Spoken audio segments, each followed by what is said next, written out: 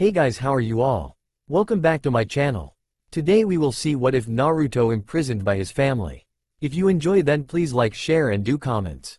The village was in a fever of excitement. For the first time in 7 years the chunin exam was taking place in Konoha. The Hokage had made an announcement the previous day and there was now only 1 week until the finale. Besides, the preliminary were organized at this moment in the forest of the Fire Country. This event had promised to be particularly memorable because the visit of 2 other Kages, those of Mizu and Kase as well as the visit of their daimyo was announced. The stadium, where had to take place the last part of the exam, had not been used for a moment and the academy students were asked to put it back in optimal conditions. The children, happy to miss a few days of class, were doing their work, discussing about the exam. In the middle of the arena, the class of Iruka was in charge of the wall cleaning and had to prepare the grounds. A young boy, with a dog on the head, was loudly complaining. "What a drag. We're ninjas. Why are we obliged to do that? They should better let us participate to this exam." Another student answered him, while eating his chips. "But Kiba, you know that we are not even genin." "Ah, shut up Choji." "So what?" Kiba got excited. He began to make large movements with the arms. "I'm sure that with Orochimaru we could kick their ass, all of them." Saying that, he mimed a punch which sent his sponge flying. It passed in front of a yawning boy which did not really disturb him, and landed on a blonde head. A surprised and piercing scream was heard in the arena. "Kya, what's that?" She saw the wet sponge falling on the ground and her nose wrinkled with disgust. "Sorry Ino." She heard, "It was a accident." "Baka, you're going to regret it." She took the sponge and threw it back, aiming for the head. The sleepy boy saw it fly again but didn't take much more interest in it. Kiba bent and managed to avoid it, but as a result, his dog received the blow. "Ah, sorry Orochimaru. I forgot you were. Ouch." "Sorry." The boy tried to apologize while the puppy was scratching his head. "Huh, you deserved that," Ino said. "Hey, you shouldn't have thrown that disgusting thing on a pretty girl." Besides her, a pink-haired girl chuckled. "Where do you see a pretty girl, Ino Buddha?" As an answer she received a soaked floor cloth in the face, accompanied with a sarcastic laugh. "Well, not in front of me Deko-chan." Another girl behind shyly approached them. "Anyo, Sakura-san, do you want to use this?" she asked, holding a clean handkerchief. "Thanks Hinata." She quickly wiped her face, and counter-attacked. "Oh really? At least I'm still more attractive than you, don't you think so Sasuke-kun?" She turned to a dark-haired boy who did not grant her the slightest attention. But it did not discourage his fan. "See, Ino, you're dreaming Sakura." He didn't say anything, because it's me he prefers. "Ino Buddha, Deko-chan." The quarrel continued while in the middle of the stadium. In an attempt to calm down Orochimaru, Kiba was running and knocking down almost all the buckets. Leaning against the wall, were Shikamaru and Choji, soon joined by Hinata. "We're not going to do something?" "Forget it," the young Nara answered. "They'll calm down when their stomachs will take over their brain." Asked Choji. They were quietly observing the battle, which was now including the quasi-totality of their class, when their professor arrived. "Enough." Hearing the irritated voice of Iruka, the students suddenly freeze. He came by the group of children and separated the girls who were still pulling each one's hair. "What is going on here?" Ino began. "Sensei." "Liar, you laughed first." Quote, "That's enough now girls." He sighed when they crossed arms and turned back with an angry "HN." "Okay, let's do a quick break, it's already noon." Hearing that, the students seemed delighted. They sat down together and began to eat. "See," Shikamaru said to Hinata, who chuckled. Iruka also sat down among his students and despite of the noise, he congratulated them for the work done. Suddenly he heard the piercing voice of Ino, who was pointing the stands. "Nay, Iruka-sensei. There's somebody who's watching us up there." The chunin turned round and indeed, he saw a dark silhouette which was observing them, him more precisely. "Ah, I see, that must be the ninja who has to report on the march of the repairs." He stood up and went out of the group. But while the ninja went out of the shadow, Iruka saw his blonde hair and then recognized the young boy. He had heard many stories about him in the rooms reserved for chunins and junins and had crossed his path on several occasions. Each time, he had felt a feeling of anxiety and he was wondering why the Hokage had allowed a child to follow a road so dangerous and lonely. According to what he had heard, the boy was already an Anbu and carried out high-ranked missions. Iruka also knew that he was the Jinchuriki of the demon fox. He could have hated him, as so many others did. But when he saw him, he could not refrain a feeling of sorrow and compassion. Even if he did not really knew why. Then Iruka saw the young ninja jump of the balcony and land in front of him. Behind him, his curious students followed the scene and seemed a bit confused when they saw that the ninja was also a child. Today Naruto did not wear his usual armor of Anbu, Hokage's order. He was dressed with a black t-shirt with the symbol of the leaf on the shoulder and black pants with red strips on both sides. Sandaime had discreetly given him this mission, hoping that he could meet the children, something that the council had always tried to avoid. "Hello," Iruka said with a smile, trying not to look away under the gaze of these unbearable red eyes. He did not answer but slightly bowed the head in sign of respect. "I come on behalf of Hokage-sama. How are you doing with the repairs?" "As you can see, they're quite advanced." He had hesitated a moment, but finally he decided to treat him like one of his students. He indicated him the different places which were already restored. Walls are almost finished as well as the grounds. Those in charge of the stands are almost done too, and there is still the Hokage's balcony. To show him that, he had to turn round and they were now facing the group of students. The mutterings suddenly stopped during a few seconds when the future genins discovered his face. Then they started again more slowly, but Iruka could sense the apprehension and the confusion they were expressing. "You saw that Ino? He has red eyes," Sakura whispered, shivering. "Who is it?" she asked, turning to Sasuke. "I don't know." Besides him, Kiba was holding Akamaru, but curiously, the little dog seemed to be the only one not frightened. "I've never seen him at the academy. Maybe he came from abroad?"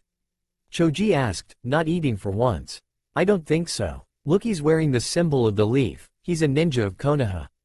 Shikamaru said, having lost for once his casual tone. "I do not know why, but his voice, it makes me feel uneasy." They silently nodded, sharing the same feeling. Some of them couldn't move, they were literally paralyzed and could not look away from these eyes which had no expression, no life. They listened when their sensei spoke again. "Tomorrow, everything should be finished." "Understood." Hearing again his voice, they shuddered. That was not the voice a child should have, hard and so indifferent. Naruto seemed on the verge of leaving, but his interlocutor stopped him by putting a hand on his shoulder. "Wait, did you already have lunch?" He shook negatively the head. "Then would you like to eat with us?" Naruto let appear a slight look of incomprehension. This person was acting exactly like the Hokage, suddenly talking about something else, not about the mission. He was asking questions about him, seeking his opinion, and he was not used to this kind of behavior. He moved back, freeing himself from Iruka's hold.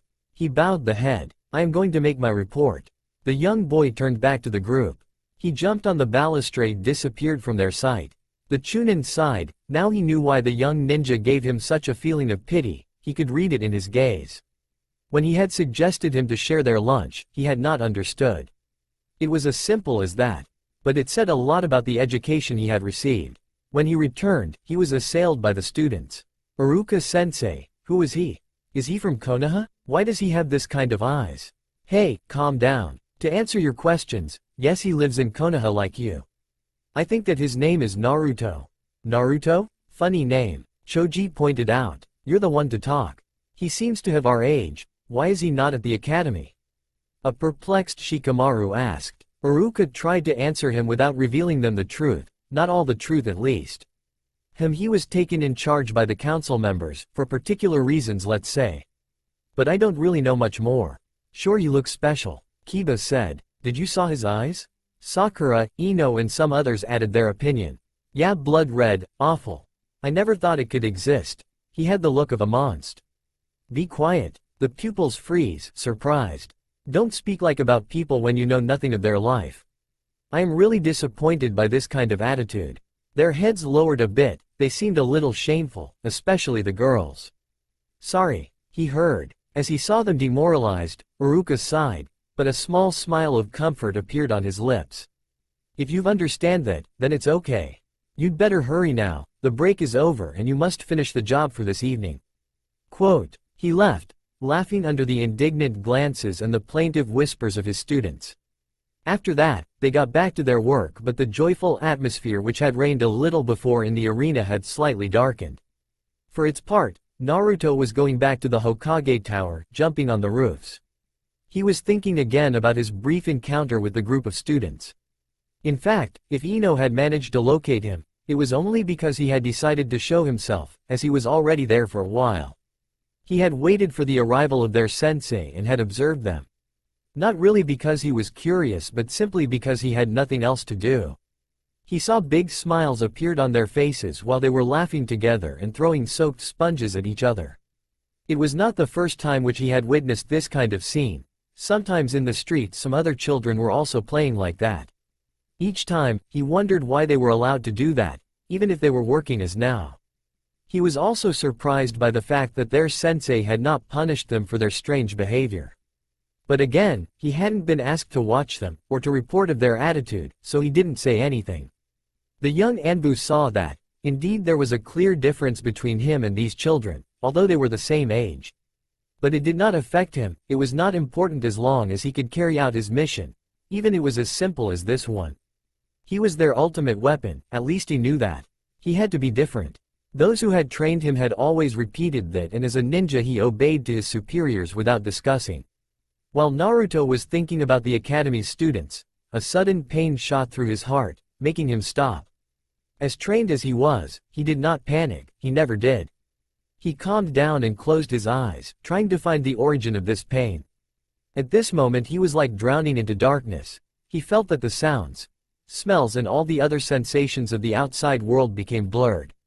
The young Anbu made a hand seal. "Kai," he whispered, but nothing changed. So he deduced that it was not a genjutsu and remained motionless, preparing himself for what was going to happen, whereas his sense of touch was also disappearing. Suddenly he heard a whisper, as if it was an inner voice. Free, me? This echo resounded, making his head spin. He had never heard such a deep and intrusive voice. During a short moment, he did nothing, and only listened to these words which had absolutely no meaning for him. A strange idea almost came to his mind, maybe he could stay like that, without reacting. But his reflexes of ninja took over. In his head, it seemed to him that the voice faded whereas he was mentally fighting it, refusing to listen more. Suddenly he opened his eyes, his senses waking up to the reality, and he stayed still for a few seconds, slowly becoming used to it again.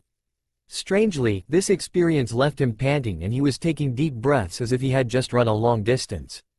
The pain which had crossed his chest was gradually weakening, and when it disappeared, he stood up.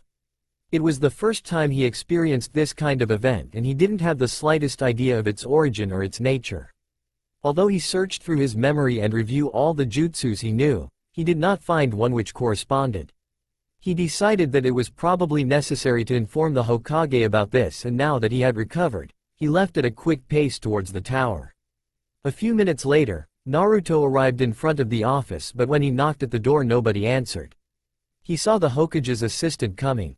"Sandaime-sama is not here, he has left to join the chunin candidates." "What do you want?" Although he was directly speaking to him, the shinobi had diverted his eyes and had adopted a cold expression.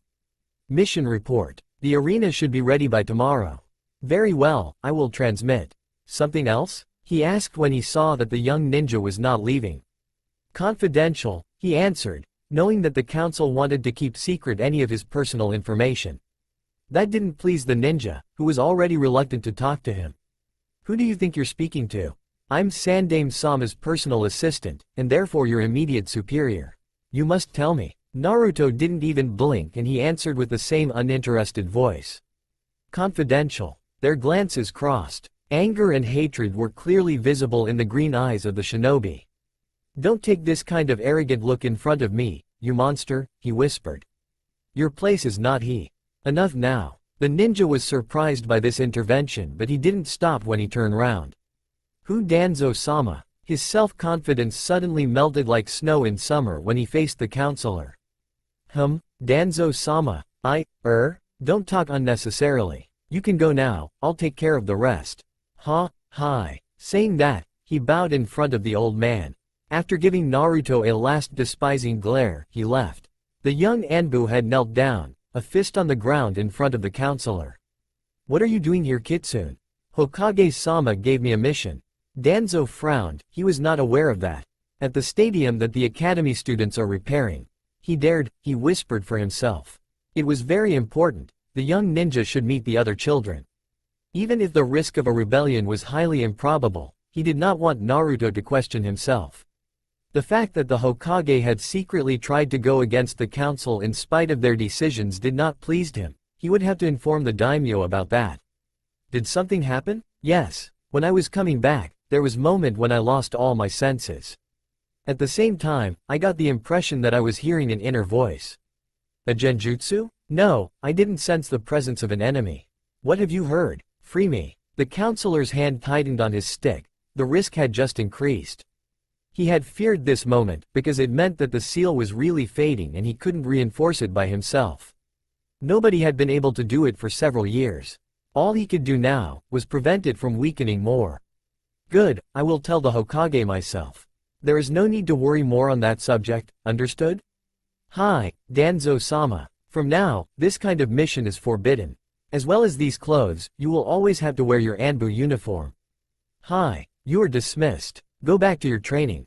The young ninja bowed his head a last time and then disappeared in a little cloud of smoke. The council member stayed there for a while. His only valid eye was intensely looking at the door of the Hokage's office. Contrary to what the old Sandame might thought, he wasn't aiming for his position. He was aiming for power. And he was already holding it. As long as the fox demon would be under his control, he would hold it.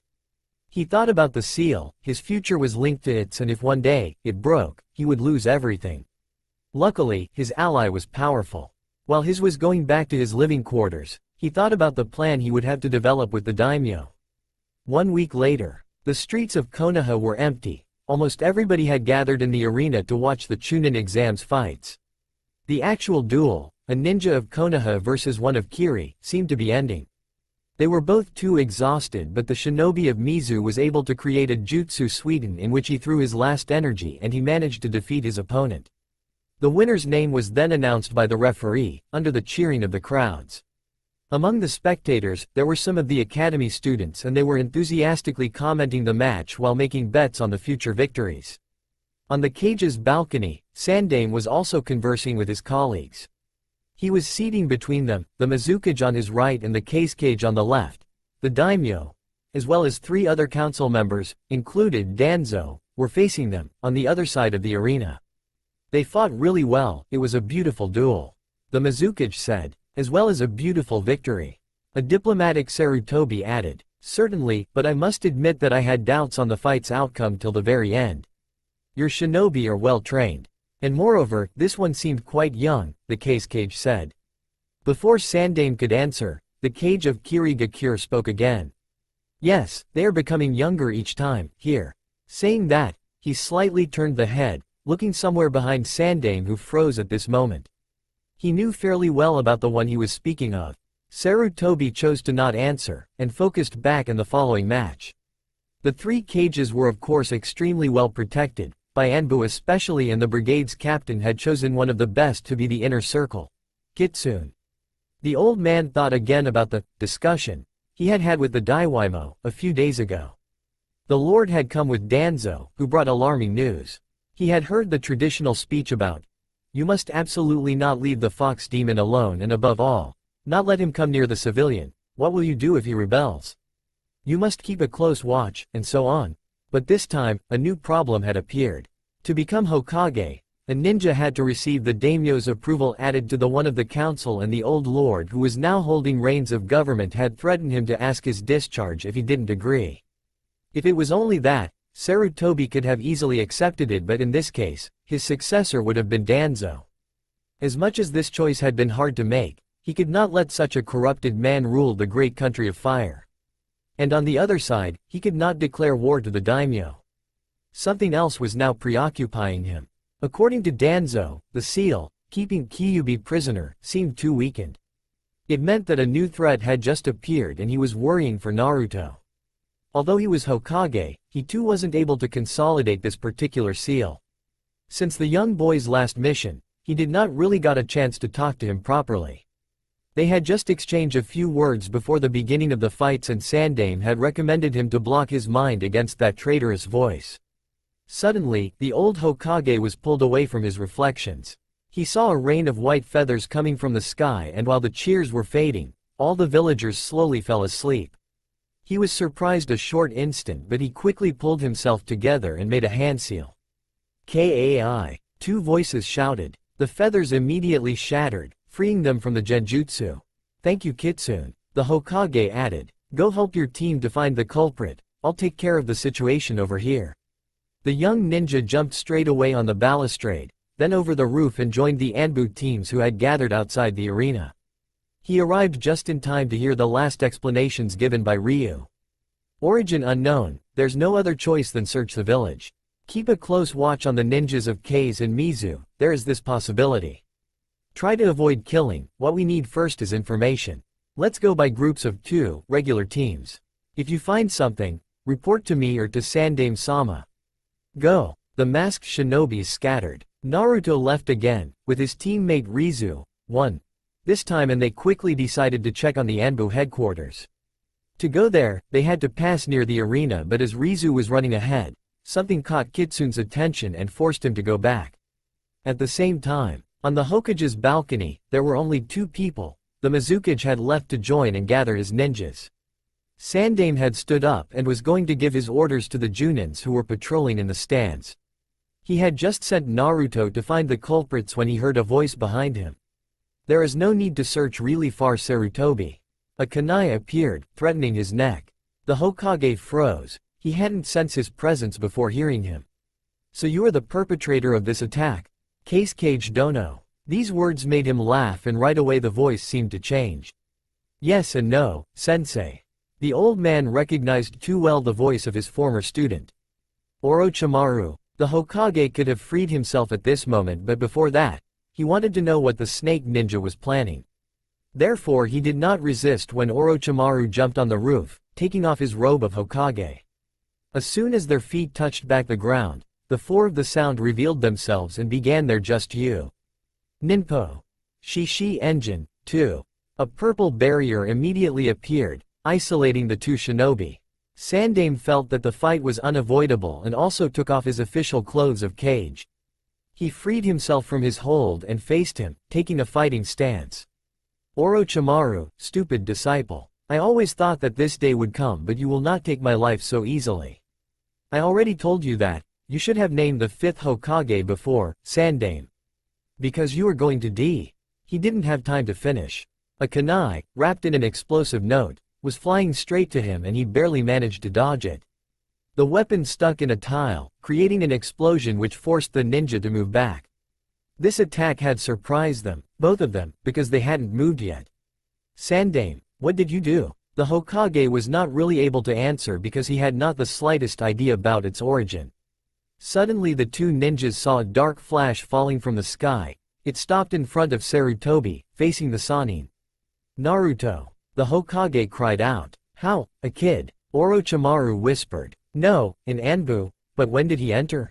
"Who are you?" "Kitsune. I will protect Hokage-sama."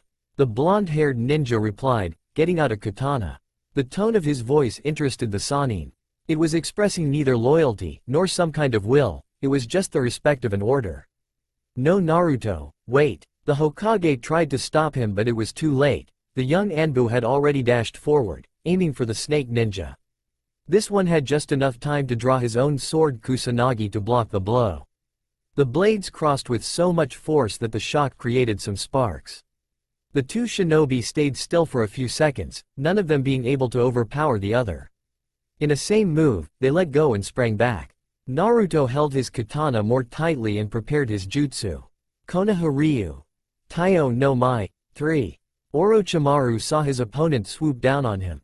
Suddenly multiple images of the boy appeared, and for a short instant, he lost the real one. Behind him, the young Anbu attacked with the sun in his back. But the Sannin had felt his presence and managed to push him back.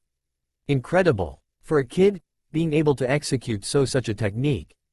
I must know who is this child. The 2 ninjas then exchanged a few hits and parades.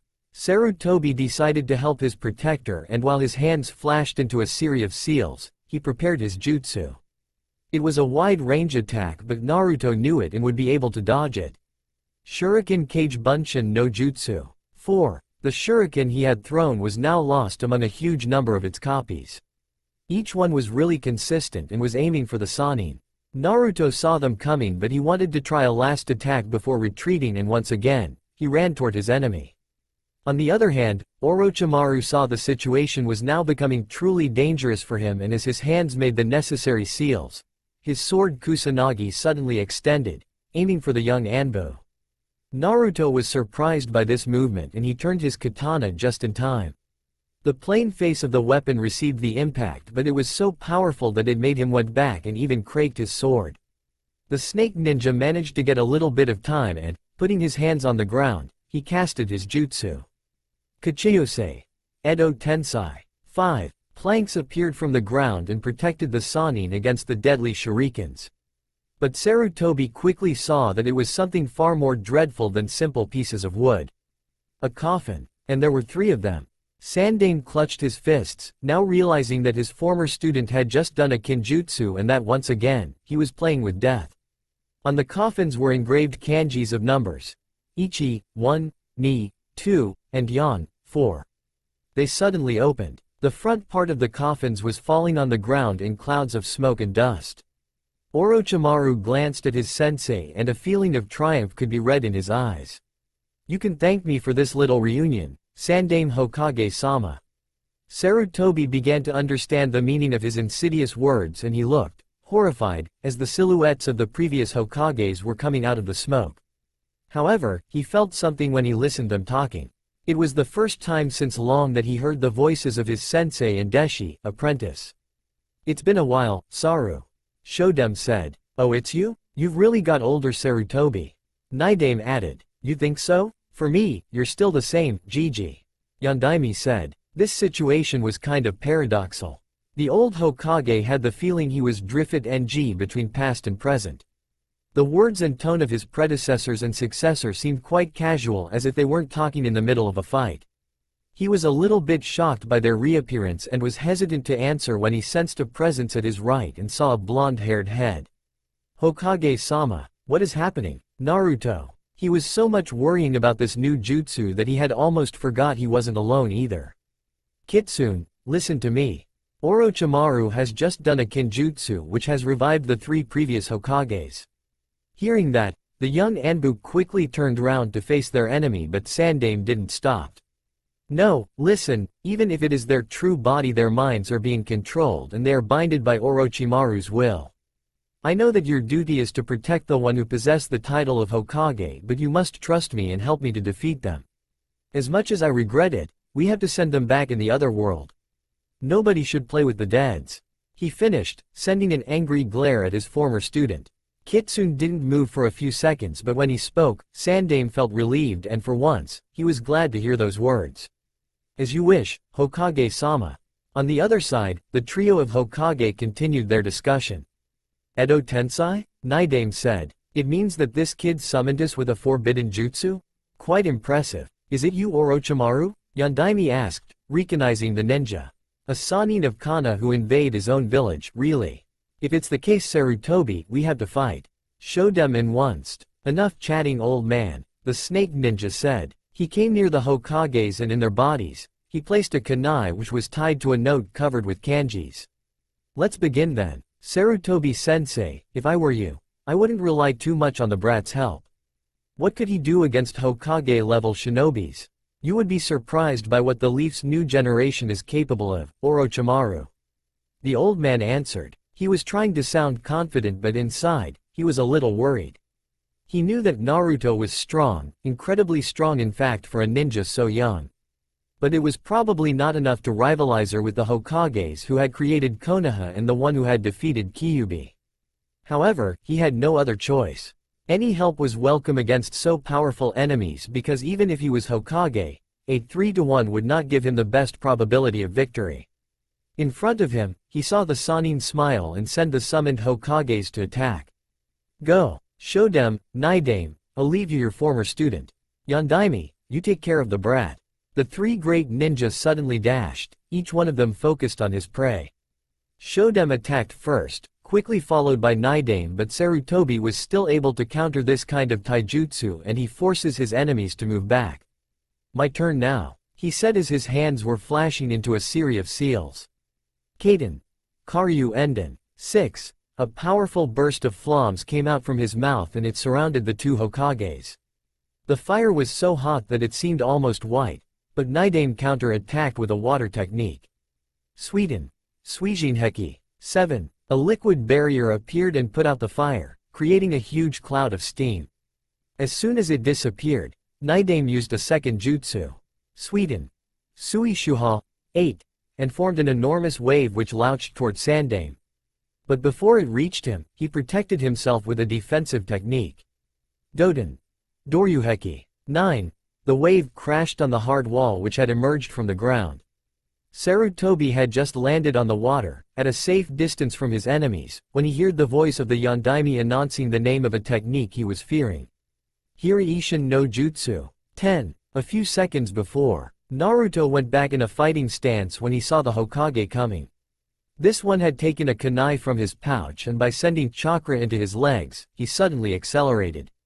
The clash between the steel weapons produced a clear note which resonated inside the violet barrier. They exchanged a few hits at high speed. An exterior witness would only have seen 2 yellow flashes. The 2 ninjas could have appeared of equal strength, but when they landed, it was clear that Yondaime had the upper hand. He did not even seem out of breath, whereas Naruto was already panting. The young Anbu took a deep breath and then decided to use a dangerous move. He held his katana with 2 hands, reducing his defense and placed the weapon at eyes level. He sent half of his chakra into his legs, the other half into his sword and executed his technique. Case Tsurugi ni Jutsu. 11. The katana glowed in a blue light and Naruto dashed again, aiming for the Yondaime. The Hokage seemed a bit surprised by the high speed, but he wasn't unworthy of his title, the Yellow Flash. He made a quick hand seal and 2 kunais appeared in his hands. He crossed them in front of him and managed to block the katana. At least he thought so because he felt a burn on his torso. The blade had touched him quite deeply. Only a few ninjas had managed to wound him like that, and despite the events, he admired his young enemy. Because of the clash, the katana of Naruto, already cracked, broke into 2 pieces, as well as Yondaime's kunais. The boy froze, feeling a little disorientated because of the sudden and intense use of chakra. The Hokage didn't left him time to rest and he used another technique. Kaden. Hosenka no Jutsu. 12. Several fireballs came out from his mouth and they flew straight toward Naruto. The technique was perfectly mastered and the size of the orbs of fire was impressive. The young Anbu didn't know any jutsu Sweden like Nidame which could have protected him. However, speed was his best trump card and he managed to dodge every fireball. But because of the great fire, he didn't see the Hokage pull out a new kunai which was wrapped in a special note. As soon as his feet touched again the ground, a kunai flew and stuck itself into the roof. He heard Yondaime begin his technique. Hiri-Ishin no Jutsu. The last thing he saw was a yellow lightning, paired with its sound, before receiving a strong hit in the stomach. The punch was powerful and it sent Naruto flying back on several meters. Although he had hardly landed on the back, he tried to take again a fighting stance, but before he could do that, he heard and saw another yellow flash. During a few seconds, Naruto was blinded by the flashes of light created by the moves of the shinobi. Punches came one after the other and each one of them seemed even more powerful than the previous one. In this state, he was not able to counterattack. Finally, in a last flash, Yondaime appeared just above the young ninja and hit him so hardly that he went crashing into the ground. The tweels all broke under the impact and blood appeared at the corner of his mouth. He had received several hits at the head and little by little, his Anbu mask began to crack and then completely fall. Yondaime was preparing another attack but he froze at the sight of the face of his enemy. Nobody was watching the fight at this moment, but if somebody had, he would have been surprised to see the Hokage stop and even more to see that his hands were trembling. He was standing at a few meters from the boy. An unbelieving voice pronounced only one name. Naruto. The young Anbu let escape a moan of pain but managed to sit back, supporting on his elbow and opened again his eyes.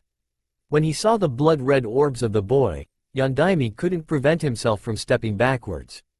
Kyuubi. On his side, Sarutobi had managed to place an explosive note on the 2 Hokages he was fighting and although they were still alive, he had gained some time.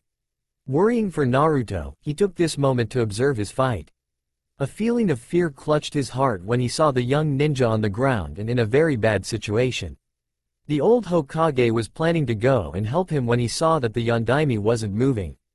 And he was even more surprised to see him hesitate and step backwards. It seemed that the blonde Hokage had said something, but Sarutobi was too far to hear anything. However, he heard extremely well the sordid laugh of his former apprentice who had just witnessed the end of their fight. What a coincidence, ha ha ha. Who could have thought that this Anbu would in fact be your son, Yondaime? Sandaime turned to see the young Hokage who seemed shocked and unable to move or to look away from Naruto. Kill him, Orochimaru ordered. Sarutobi tried to go by his side, but he saw that Shodem was already coming back and he had to prepare for the round 2 of their fight. Naruto had more or less managed to stand up, but he felt that he probably had 3 or 4 broken ribs, as well as a fractured right leg. He had received worse wounds, but with these ones, he couldn't walk properly.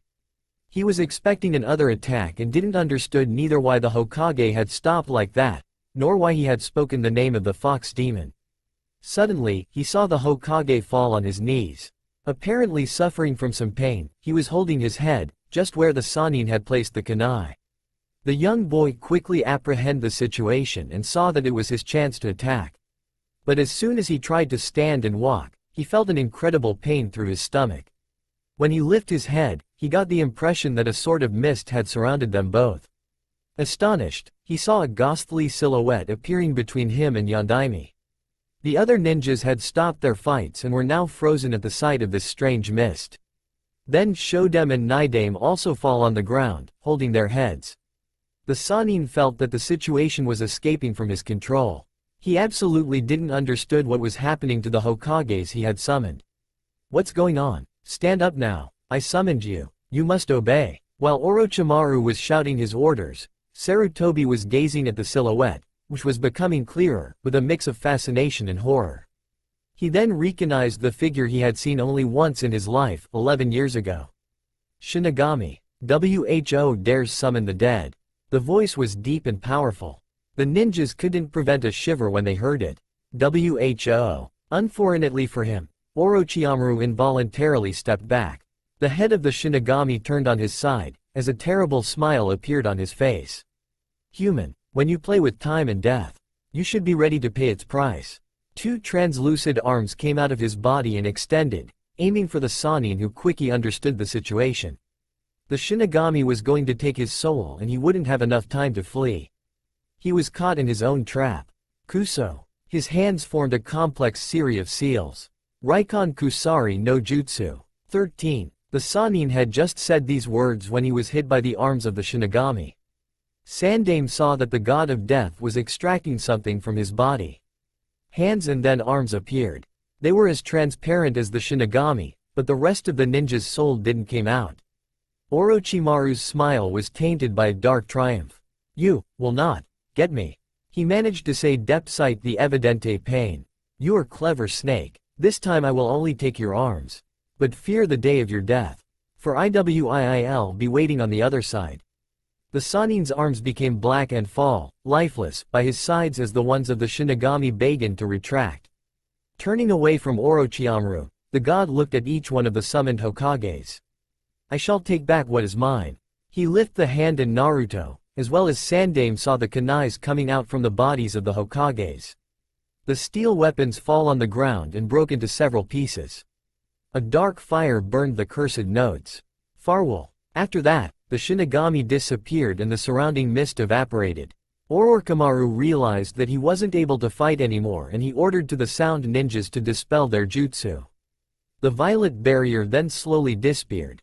Don't think you won, Sarutobi. I will come back and this time, I will definitively destroy Konoha.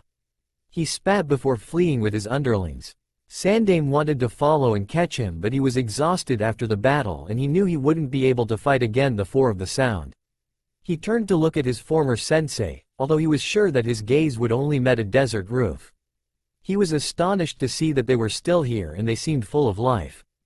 Oh, how is it possible? You are still alive. The 2 Hokage had stood up again and smiled when they looked at him. But it was a smile tainted with sorrow and resolution. Sorry Saru, but I don't think we will stay like that for long. What? After all, we have died a long time ago. Naidame added. He lifted his hand in front of him and Sarutobi saw that it had become black and was slowly turning into dust. He sighed, resigned. I understand. I've been glad to see you again. Same for us, Shodem said while observing the surrounding town. You have built a beautiful village, Sarutobi. Protect it for us. As soon as those words came out of his mouth, his whole body became dark and fall into dust. A few seconds later, the same thing happened to Naidame and the old Hokage was unable to move as he saw his sensei fall again in the other world. For a few moments he stayed like this, lost in his memories, observing the dust spread by the wind. Suddenly he heard the sound of a kunai which sliced through the air and stuck itself in a tile, then the voice of the Yondaime. Naruto. What the? He turned round and saw that the boy had still an arm extend in the young Hokage's direction. Naruto. Stop it, you don't need to fight him anymore. Quote. The crimson eyes turned at the Hokage for an instant before coming back to his enemy. The boy simply nodded. As you wish, Hokage-sama. Quote. Gigi. What is going on here? Yondaime asked. Sarutobi had never seen him so lost. He didn't have time to answer as 5 Anbu appeared in front of him, a knee on the ground. Sandaime-sama, are you hurt? No, I'm fine. I just used too much chakra. But Orochimaru has escaped. What happened in the village? There are a few losses but the destructions are majoritarily material. Orochimaru had summoned his snakes but they were defeated, and this victory is highly due to the Inoshika Cho team. The other ninjas of the Sound and Suna have been eliminated or made prisoner. The Mizukage as well as the daimyo are safe but some of the council members have been killed. I see. You did a very good job. I will take care of the rest. Hi. The Anbu who was talking took a look at the other shinobis, behind the Hokage. How about these two? But it's, Yondaime-sama? I will explain everything later. For now, we must take care of the wounded villagers and ninjas. Hi. Sarutobi spoke to the young Hokage. Could you wait for me in my office? I will come later. Take Naruto with you, I don't think he can walk well. Gigi, what is? Please trust me, Minato. You too, Naruto. Quote. Okay, Yondaime answered. He approached the young boy, and in his cerulean blue eyes were filled with confusion but also with a growing joy and fear. He offered his hand to help Naruto stand up but saw that apparently, he had a broken leg. Minato cursed himself, it was his fault. Then he put an arm around his shoulders and lifted him on his back. Hang on, he said before leaving at an incredible speed toward the Hokage tower. The Anbu silently watched them leaving, absolutely astonished. Sarutobi sighed again, although he may appear quite calm, he was in fact totally deconcerted by the recent events. First of all, why was Minato still alive? Yondaime had just arrived in what had been his office. He slowly removed his son from his back and placed him on a chair. The young boy slightly bowed the head, showing his gratitude, then his gaze crossed the look of the Hokage. Minato had to fight to prevent himself stepping backwards at the sight of these blood-red eyes. He was wondering what had happened to the seal but first, he had to take care of the boy's wounds as his had unexpectedly disappeared after the Shinigami's intervention. How are you feeling? Not too bad? No, I'm okay. Wait, I'll try to heal you. Saying that, he placed his palm in front of him and gathered his chakra which began to pulse in a dim green light. Naruto didn't flinch, even if Minato knew for having experienced it, that feeling his bones self-repair wasn't a pleasant thing. 5 minutes later, Yondaime had to stop. Sorry, that's all I can do. I'm not really a good medic. You'll be okay? Yes. I healed quite fast. I see. He simply said. It must be because of the Kyuubi. At least, he can have a good effect this one. An awkward silence took place between the two ninjas. An uncertain silence on one side, uninterested on the other. For the first time since long, Yondaime was frightened. Frightened by this voice so hard that didn't fit a child, by those lifeless eyes, so unexpressive. The young Hokage managed to ask him the question that preoccupied him so much. Tell me Naruto, how old are you? 11. And why are you already a ninja? And an Anbu moreover? Naruto didn't keep anything secret. Apparently Sandaime trusted him and he had understood that he was the real Yondaime. He couldn't lie to him. I received a special training, Hokage-sama. The blue-eyed shinobi didn't know what shocked him the most. The fact that Naruto had been trained apart or the title he gave him. There's no need to be so formal. Call me Minato, for now. You are the leader of this village, Hokage-sama. I am at your service and I must show respect and obedience," he said in a cold voice. Yondaimi's eyes widened in horror. Who could have changed his son into this empty soul standing in front of him? Into a boy who hadn't any feeling, who was only responding to orders. He felt anger flow in him and his fists clutched so hard that his nails slightly hurted his skin. "Who trained you?" Without noticing it, he had raised the voice. "The members of the council and the Anbu, ho. Minato-sama. Since when? Ever. What?" He relaxed his fists. All his fury had melted, leaving place to a cruel despair. When he had sealed the Kyuubi, he already knew that Kushina wasn't alive anymore, but he was hoping that Naruto could still be happy in his village. Him and his stupid optimism. Ever. The hard and indifferent voice of the boy was resonating in his head. Minato had never felt so much regrets. He had abandoned him, left him with cruel ninjas and villagers, and that was all they did for their savior. Unable to resist now, he knelt in front of his son and hugged him. The fear of aggravating his wounds had prevented him from doing that, but now nothing on earth could have stopped him. "Minato-sama? I'm sorry, Naruto. So sorry. Could you ever forgive me?" The young boy didn't understand anything.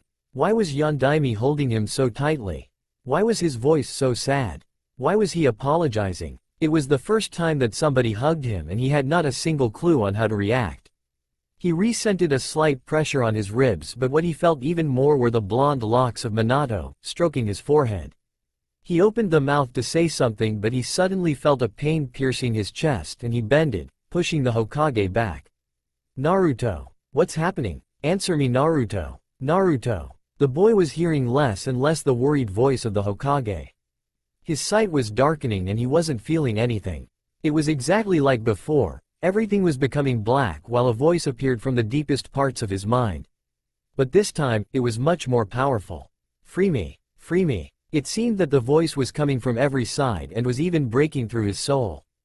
But he resisted and managed with great efforts to move away from it. Slowly, the young ninja came back to reality. The pain was still there, but it was fading and his senses appeared again. However, he was still breathless. "Naruto. Hang on." He lifted the head and crossed the Hokage's gaze. He seemed dreadfully worried, but he sighed with relief when he saw him returning to his normal state. "You're okay? What just happened?" I'm fine. It has already happened, but I don't know what it is." Yondaime had been on the edge of panicking. For a moment, Naruto had completely stopped moving and the color of his wide-opened eyes had changed, approaching the violet. But although he was the Jinchuriki, this kind of thing shouldn't be happening. "Do you remember something?" Naruto nodded. There was no need to hide him that. Only this strange voice which kept repeating, "Free me." Minato was still holding his son in his arms and his grip tightened a little. There was only one being who could have said that. Kyuubi. But with the seal he had placed, that should normally be impossible. Instead, Sumdoi modified it. "Naruto, promise me you will do anything to resist to this voice. You must not hear it again." Hi. Sarutobi would have lots of explanation to give him. Apparently, his son didn't know about the seal, so he could not question him directly. At this moment, the boy made a move to stand up. "Minato-sama, I'm fine." "Oh yeah, sorry," he whispered, releasing him with regret. A long wait followed his words. Yondaime took this time to talk with the young ninja and ask him about his life, but each answer revolted him a little more and his silent anger was growing. Outside, the sun was slowly disappearing as its last crimson rays of light left place to a cloudless dark night. After what seemed centuries, the office's door opened and the two ninjas saw Sandaime come in. "Sarutobi." The Yondaime began, but he stopped when he saw the young boy kneel and bow the head in front of the Hokage. "Hokage-sama. Naruto, stand up. I already told you it wasn't necessary with me." Sandaime deeply sighed as he sat behind his desk and wiped his face with his hand. Then his voice sounded normal again. "Are your wounds healed?" Naruto put a hand on his ribs. "Almost. Then you should go to the tower's infirmary. They will quickly take care of that. Come back here when you're finished." Hi. The two Hokages looked the young Anbu as he went out, then Yondaime turned round to face his old mentor. "Sarutobi. Explanations." The voice was hard and he hadn't used his habitual nickname, But the old Hokage couldn't say he was not expecting that. Why Naruto is like that? And tell me who did it. Yondaime had the feeling he would not like what he was going to hear, but he had to know. All right, but you should sit down first. Minato came near the desk and sat on a chair, still intensely gazing at the Hokage. Then Sandaime briefly told his successor what had happened during those 11 years. 10 minutes later, in the tower, there wasn't a single ninja in the corridors who was not running. They had plenty of things to take care of after the battle, and sometimes, they passed in front of the Hokage's office. He had told them that he didn't want it to be disturbed, and they were wondering what matter could retain their Hokage. Inside, Sandaime had just finished his story and he hadn't to wait long before his interlocutor reacted. Sarutobi. Yondaime immediately stood up and hardly slammed on the table with one hand while the other grabbed the Hokage's robe. Sandaime didn't do anything, neither to protect himself, nor to calm down his anger, knowing that it was more than justified. How could you let that happen? I trusted you. His two hands clutched more tightly Sandaime's clothes. I'm going to kill you, he cried, brandishing a furious but shivering fist. For a few moments they didn't move. The old man wasn't able to face him.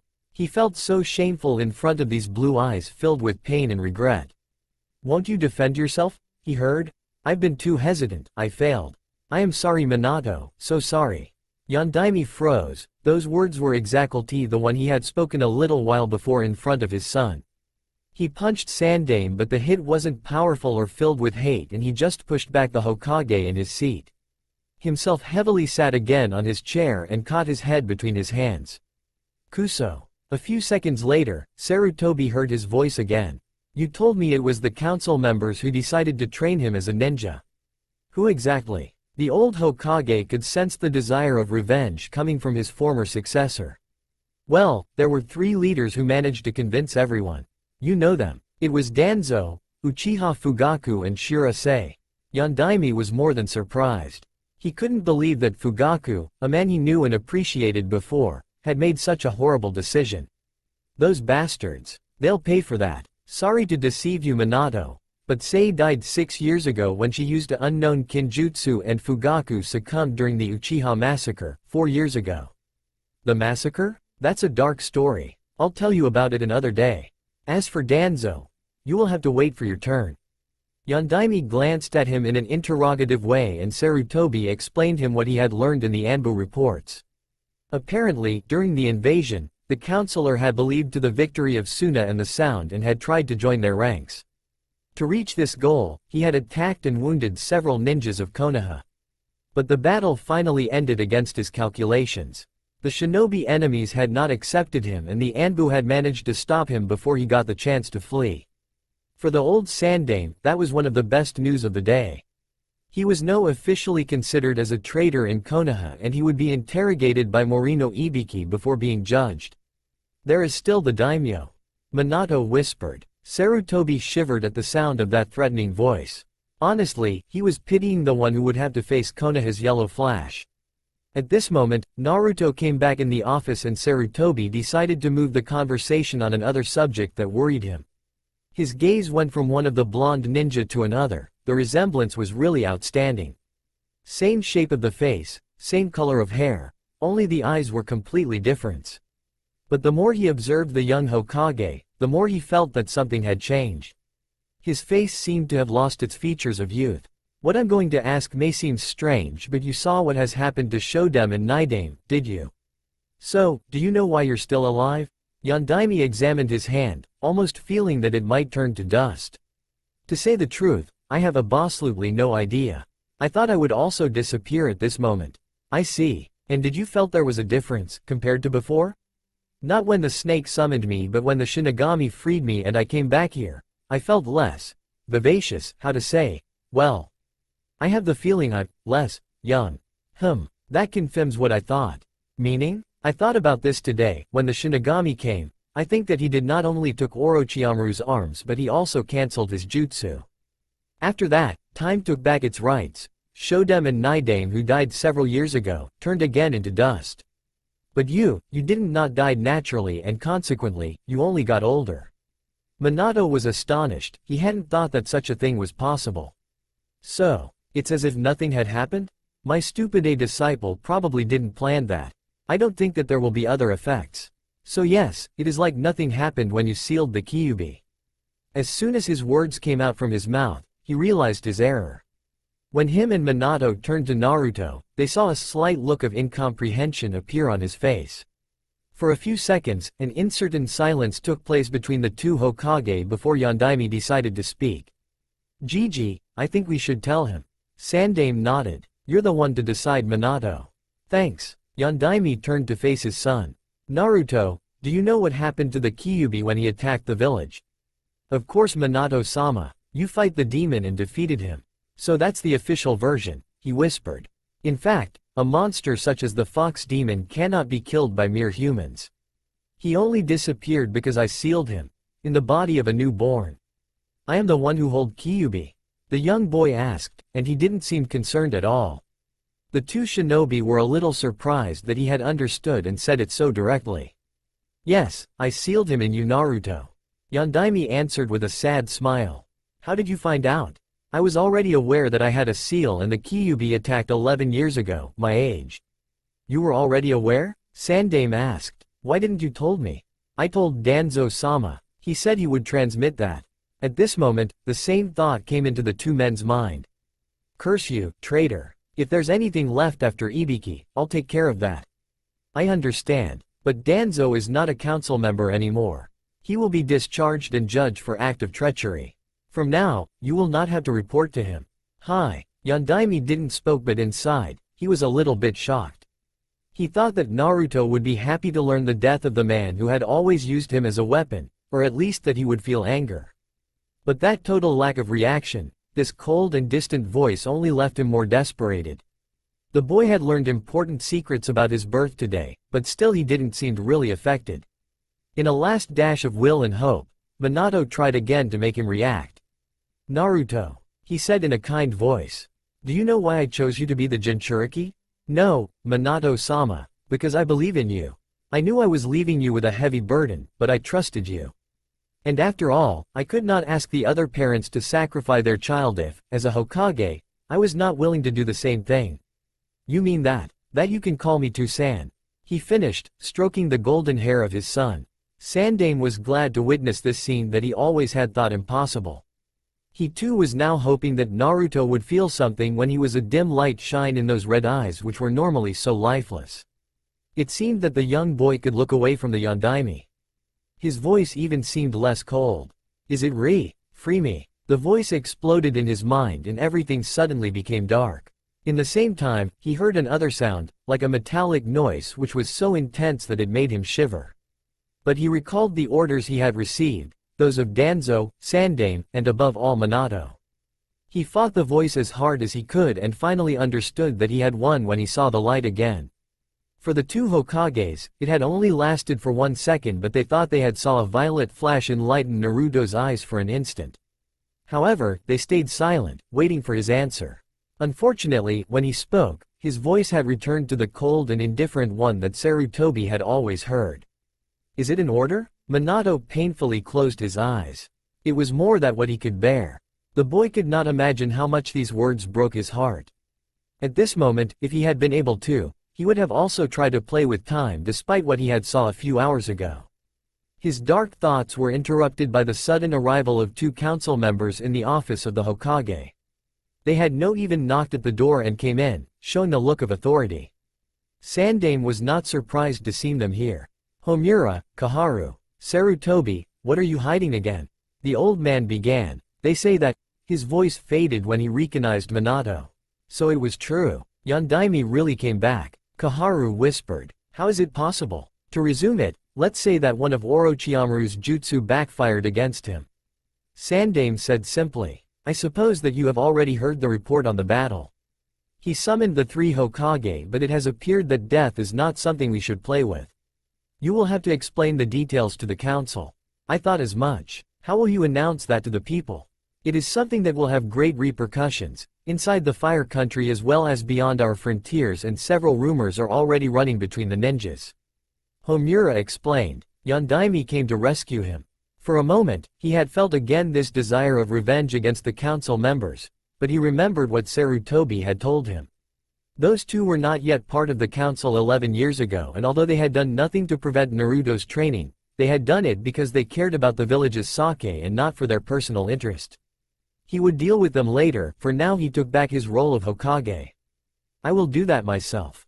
It will be a noose to the ninja first, and then to the villagers, he said firmly. The council members thought about that for a few moments. We agree, Koharu answered, but we ask you to wait before telling the civilians. Today our priority is to rebuild the village and our forces. Ninjas will keep the secret, but we cannot take the risk that the villagers and merchants let everyone know. You had lots of enemies before, and some of them are still alive. I understand. I will take this time to learn what happened during those 11 years. Good. Sarutobi clapped his hands and stood up, ending the discussion. I think it will be enough for today, it is already late after all. Oh, just one last thing, Minato. If your identity must stay secret for a while, I suggest you do not keep this face outside. Yeah, you're right. As his hands formed a seal, he casted a basic jutsu. Henge. A cloud of smoke encircled him. When it disappeared, the shinobi who was standing in front of them had turned into a brown-haired and green-eyed man a little bit shorter than the real Hokage. The lines of his face had slightly hardened and a thin scar was visible on the right side of his forehead. Is it okay like that? I think I should also take another name. What about Kazama Arashi? Perfect. It should be enough, Koharu said. Then, for the first time since the beginning of their conversation, she seemed to be conscious of Naruto's presence and harshly spoke to him. Kitsune, why are you still here? You should be at the Anbu headquarters. Yes, they are still waiting for their report. Homura added. Where have you been during the invasion? Ah, a kunai had just passed next his ear, shortly missing his head. He turned to the Hokage, furious. What are trying to do? Yondaime was now standing behind the young boy, a hand on his shoulder, and his eyes were filled with a cold anger. He won't go anywhere. What? My son won't go anywhere. The two counselors froze when they heard those words. Homura seemed unable to speak, but the old woman quickly responded. I knew it, you look too much alike. So you have used your own child, Minato. I know this is going to be hard for you, but this thing is not your son anymore, it is only the fox demon. Fortunately, he is under our control. A second kunai flew, cutting a few of her hairs and stucking itself even harder into the wall. Koharu, Sandaime calmly said, I think you should better leave now.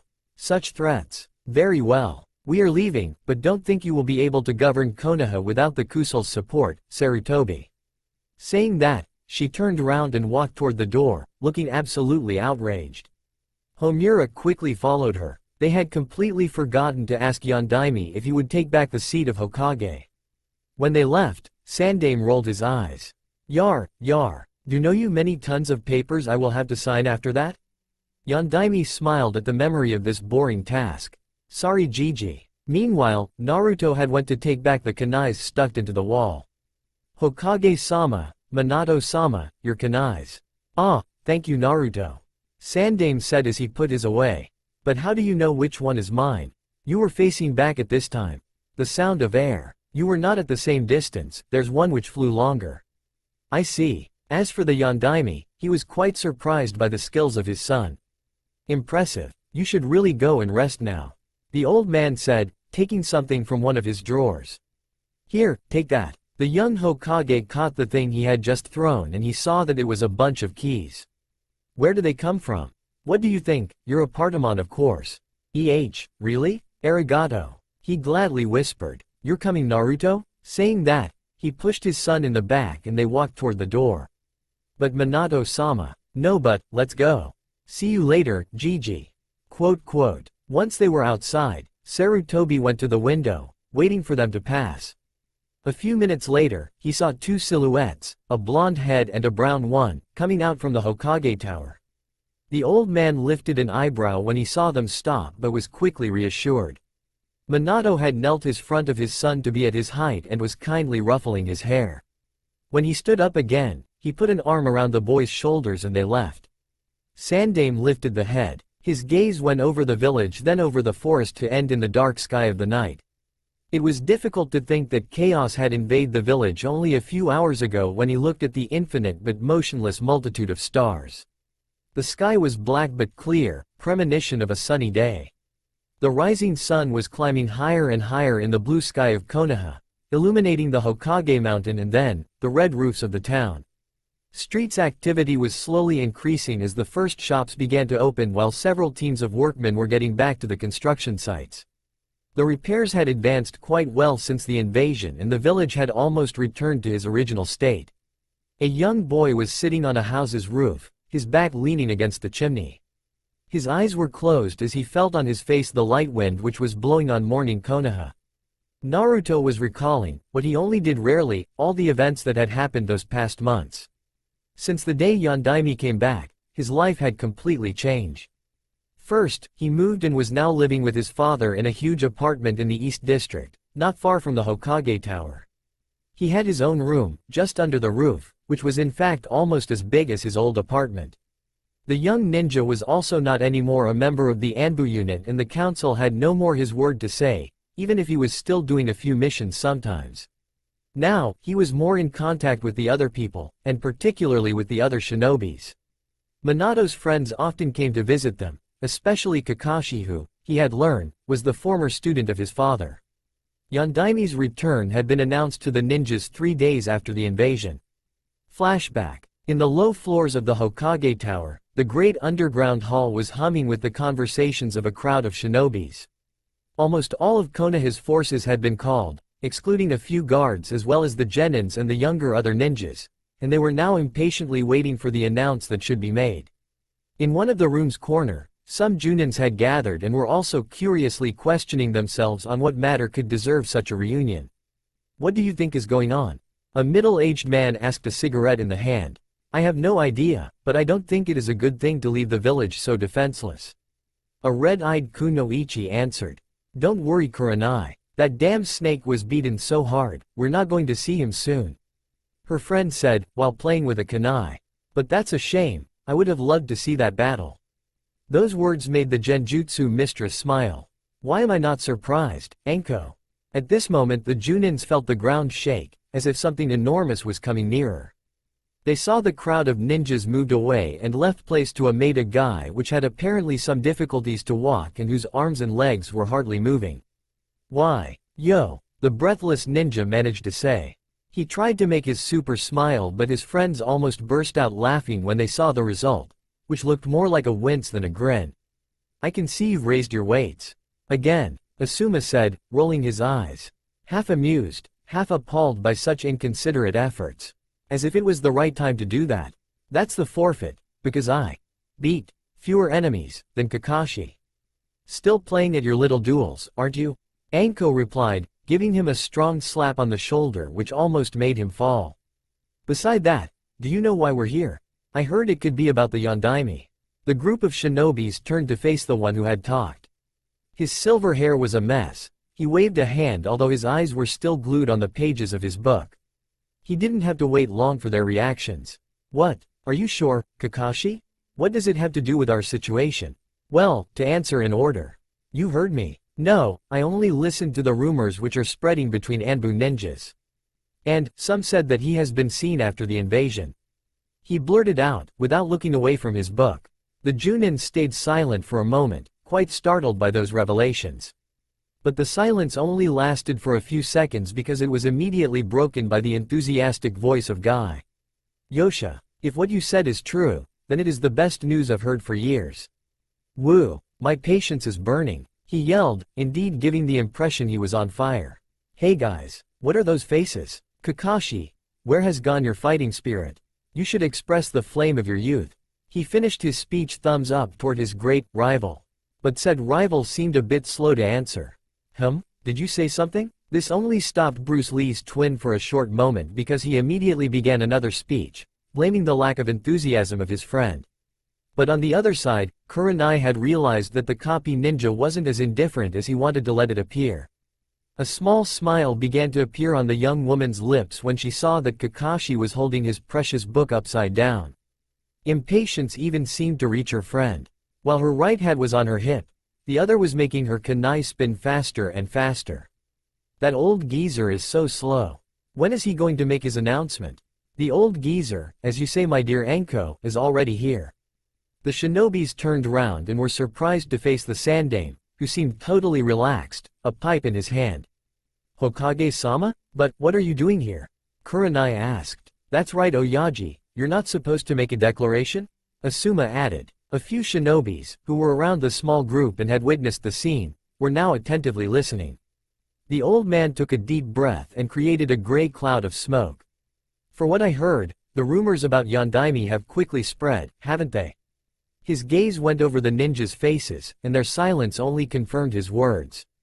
"Well, let's say that somebody more related to this is going to make the announcement." Several pairs of eyes blinked with surprise and their eyebrows frowned, expressing the doubt and incomprehension that Sandame's words had made appear. Kakashi almost dropped his book. Does it mean that? At this moment, it seemed that there was some agitation besides the door and all the heads turned in that direction. The shinobi moved a little back, leaving place to the counselors who had just came in, Homura and Kaharu at their head. Without a word, they went in front of the platform, in the middle of the crowd of ninjas. Slowly, silence returned, but all of the people present here were now even more curious. Footsteps were then here behind the stage, but they quickly stopped, throwing the shinobis in an unbearable suspense. They heard, a little surprised, the sound of a small explosion which was the specific of a ninjutsu. A few moments later, they finally saw him. A little bit earlier, Yondaime had just arrived in the Hokage Tower, with Naruto besides him. The awkward silence that filled the corridors, usually so full of life and activity, made him a bit nervous.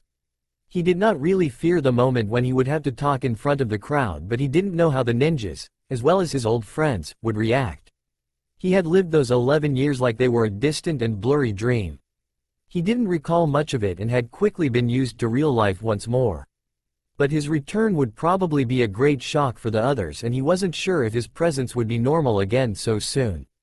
On the other hand, his son had himself wished to come with him, and that truly made him happy. Silent, they went down the stairs until the underground hall and passed by the back door, behind the stage. They were still hidden by a wall, but they could already hear the sounds of the ninjas' conversations. "Okay, I'm going. You'll wait here?" Naruto nodded and the Hokage began to climb the stairs. He had made halfway when he stopped because he had felt something pulling his coat backwards. The jutsu. Yondaime stayed silent for a few seconds before understanding what he meant. His gaze lowered and he saw that he still had his other appearance, the one of Arashi. Apparently, he was more confused than what he had thought. To miss such a detail. "I had totally forgotten, thanks Naruto." Saying that, he made a hand seal and dispelled the jutsu. After a last look at his son, he climbed on the stage. His appearance was welcomed by a heavy silence. Minato closed his eyes for a short moment. When his blue orbs crossed again the worried but yet hopeful looks of the ninjas, he began to speak. Naruto rested his back against the wall and listened his father explain the events that had occurred a few days ago. How Orochimaru had summoned the Hokages and how the Shinigami had interfered, bringing the yellow flash back to life. The Sannin's Kinjutsu has been simply and totally cancelled. Then, each one of us reverted back to his original age, Shodem and Nidame disappeared again, and I am 11 years older. That is why, after all this time, I am now able to stand in front of you. His gaze went over the whole hall and he continued. It is a stroke of fate that I could not foresee when I used the Fuinjutsu, and I do not know what consequences it will have in the future. But for now, I will accept it gladly because I am now allowed to see Konoha once more. He finished with a small smile. The crowd stayed still for a few moments and then a joyful shout was heard at the back of the hall. Cheers, acclamations, applauses quickly followed. "Long life to Yondaime," several ninjas shouted. Large smiles appeared on the faces of the gathered people and even on the ones of some counselors. Minato was glad and relieved. They had taken that news pretty well. But unfortunately this time of rejoicing was shortened. Despite the loud cheering, a voice managed to pierce through and it didn't really seem joyful. "Imposter!" A shinobi spat. His shouts became louder and caught everyone's attention. The closer ninjas tried to silence him but he didn't stop. "Let him speak," the young Hokage ordered. Calm returned and he continued. "What is your name? And why do you think I am an imposter?" "I am Toji Mitsuki, chunin, and I don't believe you. You could be a mere clone under the snake's orders," the gray-haired young man exclaimed. Several ninjas seemed outraged by those words and began to protest. "Silence please," Minato said calmly. I understand your suspicion, but those arguments have no sense. What Orochimaru treasures most are his ninjutsu. Why would he revive me if he had to sacrifice his arms in exchange? Moreover, even a Sannin does not stand a chance against the Shinigami. Liar. You don't have any proof and we can't trust. His monologue was cut by a flying kunai which barely missed the top of his head and stuck itself in the ground just behind him. The shinobis who had followed the weapon's trajectory turned to the one who had thrown it. They crossed the cold and hard glare of a blood-red-eyed ninja who was standing on the stage, besides Yondaime. Do not insult the Hokage, he said in a threatening voice.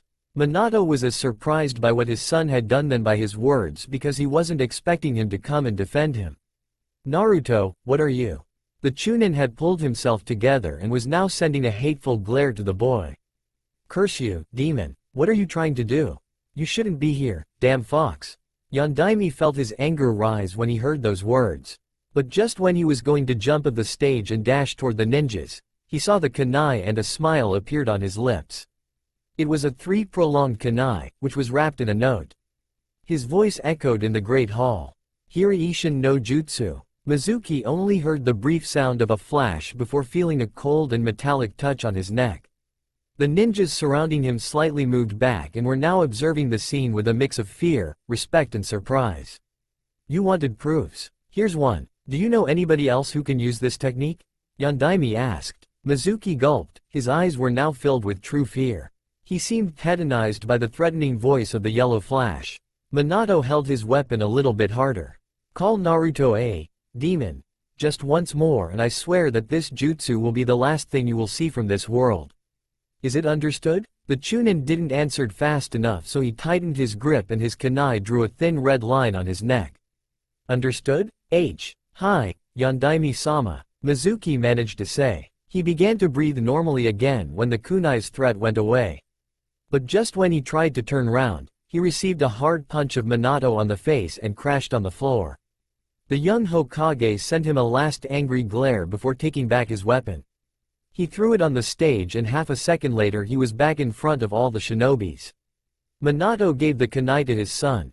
He had given him this one the previous day when he had begun to teach him the Hiraishin. Naruto put it in his pouch and made a move to go back, but he was stopped by Yondaime. Wait, stay here. He faced the ninjas. What I said concerns everybody. The first one who will harm my son shall pay with his life. In the hall, only 4 people didn't seem surprised. Sandaime, Homura, Kaharu and Kakashi. Everyone else just freezed of astonishment first and then of fear while a dreadful killer intent seemed to emanate from Yondaime. My last wish had been that you would see him as a hero, or at least that you would treat him like the other children. You, ninjas, should have understood better than the villagers that Naruto was the keeper of the seal and not the demon himself. His voice now sounded accusing. But you didn't do anything, you didn't want to understand. And even worse, you have turned a child into a killing machine. My child. A feeling of shame and guilt caught some shinobis. They lowered their heads, unable to bear neither the cerulean gaze of Minato, nor the dark red one, from Naruto. I do not think I will be able to forgive you for that, at least not now. This is why I am not planning on taking back my position of Hokage. He finished more slowly. This announcement seemed to confuse the crowd. Some began to protest. Others resigned, but he wouldn't come back on this choice. Naruto wasn't surprised because his father had already told him that. But at the back of the hall, there was somebody who didn't seem happy at all. A huge cloud of smoke was coming out from a very exasperated Sarutobi. Damn you, Minato. You're hoping to leave me all the paperwork? Don't even think about it. Yondaime lifted a hand to ask for silence. Even if I am not Hokage, I will still be a ninja of the leaf and I will assist Sandaime in his work. Those words seemed to calm down almost all the ninjas, including Sarutobi, who sighed with relief, and he chooses this moment to end the reunion. Thank you for coming, but I think that Konoha should not stay defenseless too long. You may leave now. The ninjas began to go out after a last round of acclamations. Many came to greet personally the Yondaime, including some of the council members who asked him to be present at the next reunion. I will come, he coldly replied. He looked at Naruto for a short instant. There are a few things I wish to discuss about, he said while making his joints crack. If it wasn't for their dignity, some counselors would have quickly run away. When they were all gone, Sarutobi joined them. One day, they're going to die of a heart attack if you always scare them like that. He blew a circle of smoke. But I will not be the first one to complain. The former Hokage just shrugged, grinning, and the three ninjas began to walk toward the doors. You haven't seen anything yet, Gigi? Minato-sama? Naruto asked. He turned to face his young son. What? I think there is somebody who wants to speak to you. He answered, showing a shinobi coming near them. Yondaime immediately recognized this silver-haired, half-masked head. Kakashi? Long time not to see, Minato-sensei. Said sensei had now wide-opened eyes and was staring at his former student. You're so grown up. The Chunin seemed so surprised that Sarutobi couldn't prevent a chuckle while Naruto looked at his father, a bit surprised. For them, that comment seemed a little weird, knowing Kakashi's age. Well, I'm 27 now. Yeah, that's true, I didn't think about it. He said, laughing. You were still a 15-years-old kid for me. 16, sensei. 16. He whispered. I'm going to leave you, I still have some work to do. Sandaime said. You should go at your house, Minato. It's better than discussing in this underground hall. You're free for this afternoon, Kakashi. Thank you, Hokage-sama. The Chunin replied, and after that, Sandaime went back in his office. The three shinobis climbed the stairs and Yondaime reverted to his other appearance before going outside. As soon as they left the tower, they leapt on the roofs, eager to avoid the crowded streets. Then Naruto went alone at his old apartment to take a few things he had forgotten. End flashback. Although his return had been a great announcement to the shinobis, it was still an S-ranked secret and the villagers didn't know about it yet. For now then, he was Kazama Arashi, a shinobi of Konoha who just came back from a very long mission and who was now living with him. To say that their neighbors didn't appreciate that a stranger came to live in the house of their beloved Yondaime was quite an understatement. And it had been even worse when they learned that Naruto had moved there too. They would have already complained to Sandaime if Arashi had not kindly stopped them. This was probably what he understood the less in Minato's behavior, that determination to help and protect him above all. He had always been told that he should only rely on himself and that beside his superiors, he should not trust anybody. It was quite normal, because who, in return, could really trust a demon? He had always accepted that until now, but since his encounter with the Yondaime, he had found more and more difficult to apply those precepts. To be honest, he did not even understood why he had protected him in front of Mizuki. He was sure he would not have done the same thing if it had been Sandaime. At this moment, his instinct had just pushed him to act, to do something to shut up this incompetent Chunin who dared insult his father. The young ninjas couldn't really explain it, but he just had the feeling that Minato would never betray him. If this was trust, then it wasn't as that dreadful. Naruto was thinking about that when his vision began to blur slightly while a voice began to appear, paired to sounds of chains. Free me, please, free me. He shook his head, pushing back this voice in the deepest part of his mind. He was now quite used to those random intrusions, although he still didn't understand their origin. In fact, that voice seemed to be much more weak and more desperate than at the beginning. At this moment, he heard the voice of Minato who was calling him. Naruto, you're awake? Hurry up. The young boy stood back and went back in his room through the window before coming in the dinner room. His father was in the kitchen, cooking the breakfast, and he turned the head when he heard him coming. Ohio, he said with a yawn. Ohio, I thought you weren't coming back before noon. The mission went faster than what we planned at first, thanks to Kakashi's Sharingan. I came back this night. He answered. I know. Yondaime had a small grin when he came back in the dinner room. Should have known, he said, stroking his blonde hairs. Hurry up now or you'll be late. I know it's the last day but still. I already ate, I thought you would still be sleeping. Minato opened the mouth to answer but something came back in his mind. You know how to cook? He asked, a little surprised. His son just shrugged off.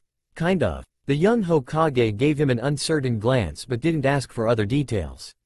I see. Naruto walked to the door and put on his shoes in the entrance. I'm going, Oto-san.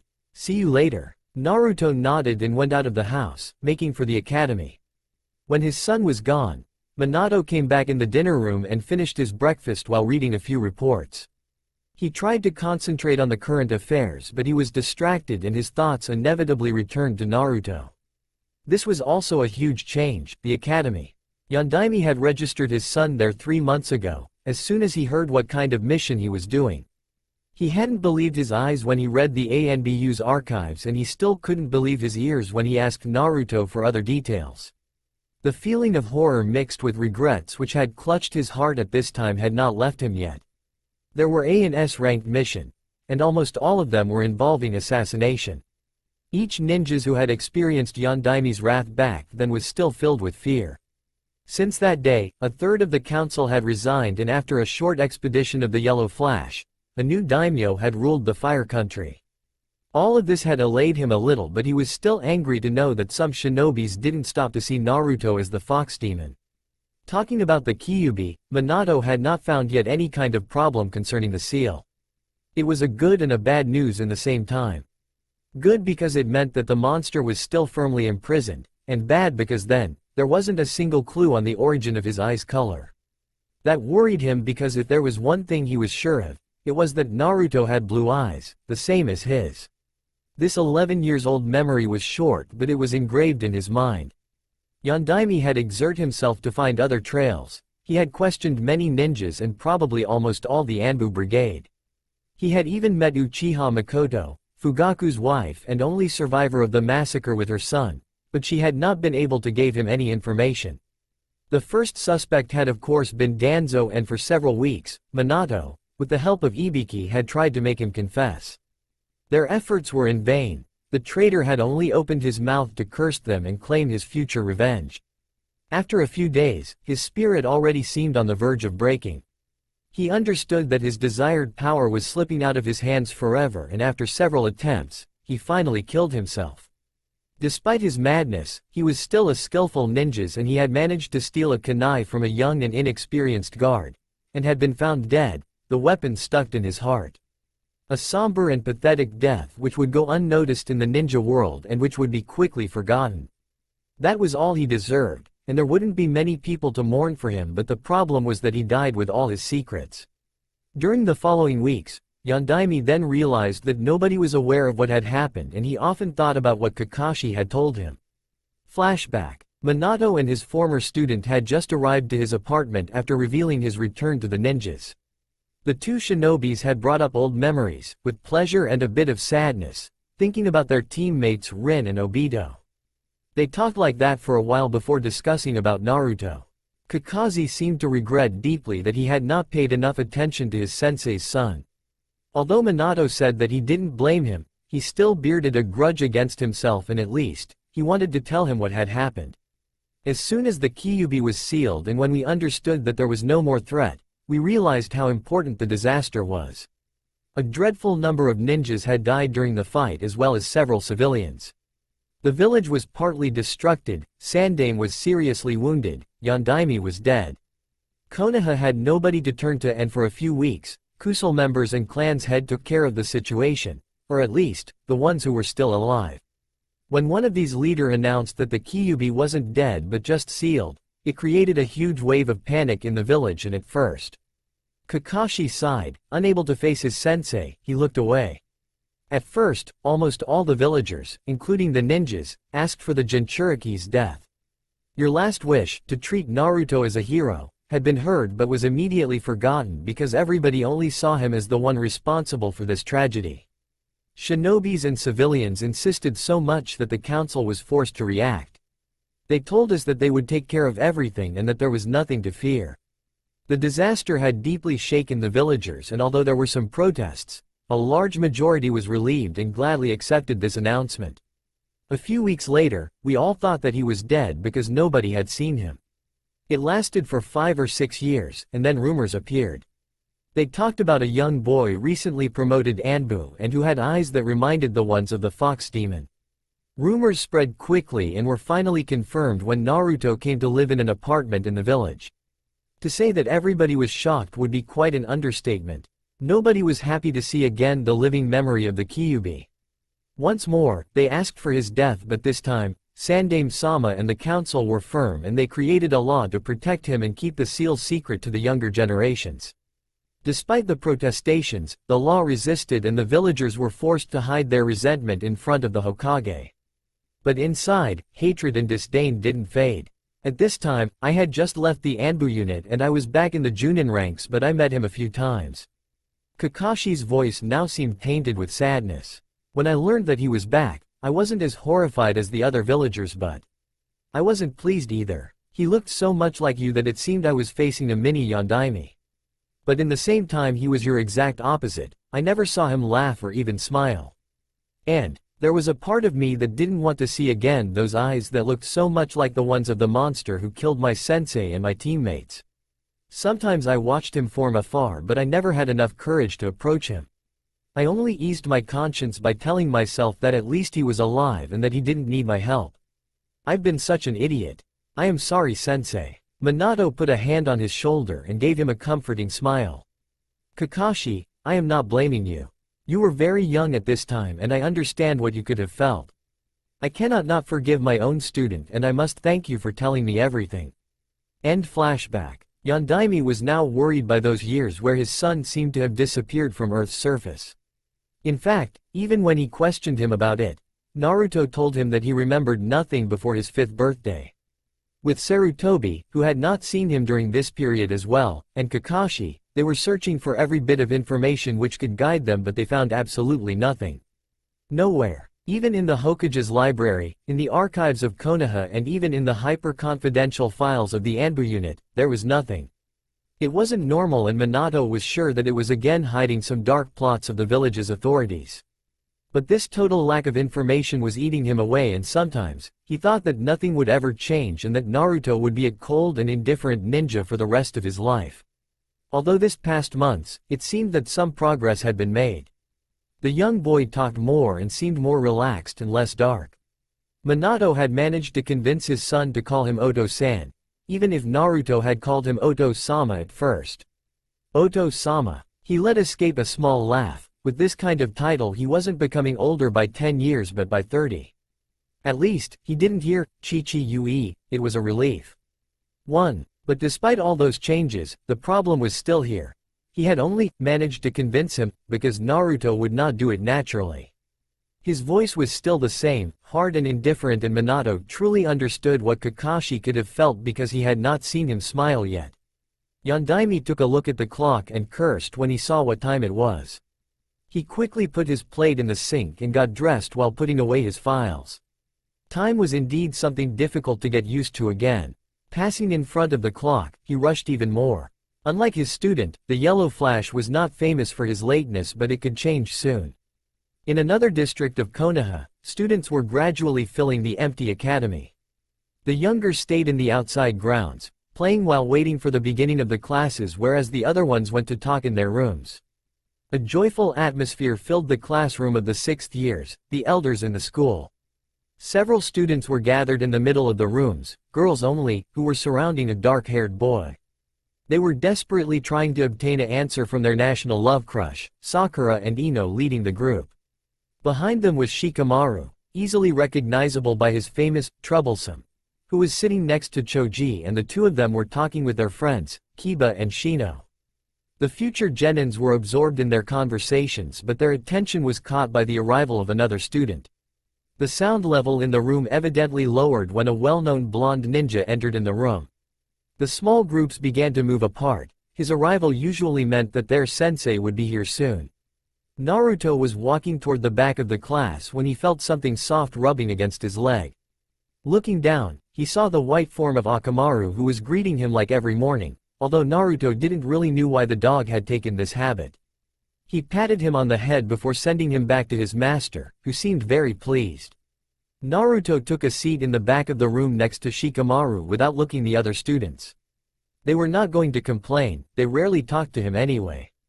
It wasn't that they hated him or tried to make him feel uneasy, but the truth was they were a bit afraid of him, although as future shinobis they didn't really want to admit it. Indeed, they were still kids and they would have never thought that a child of their age could be so cold and quiet. Hell, even Shino was more talkative. But that wasn't feared by everybody. Shikamaru, who loved his peacefulness, had sometimes proposed him to stay with him and Choji for some cloud watching.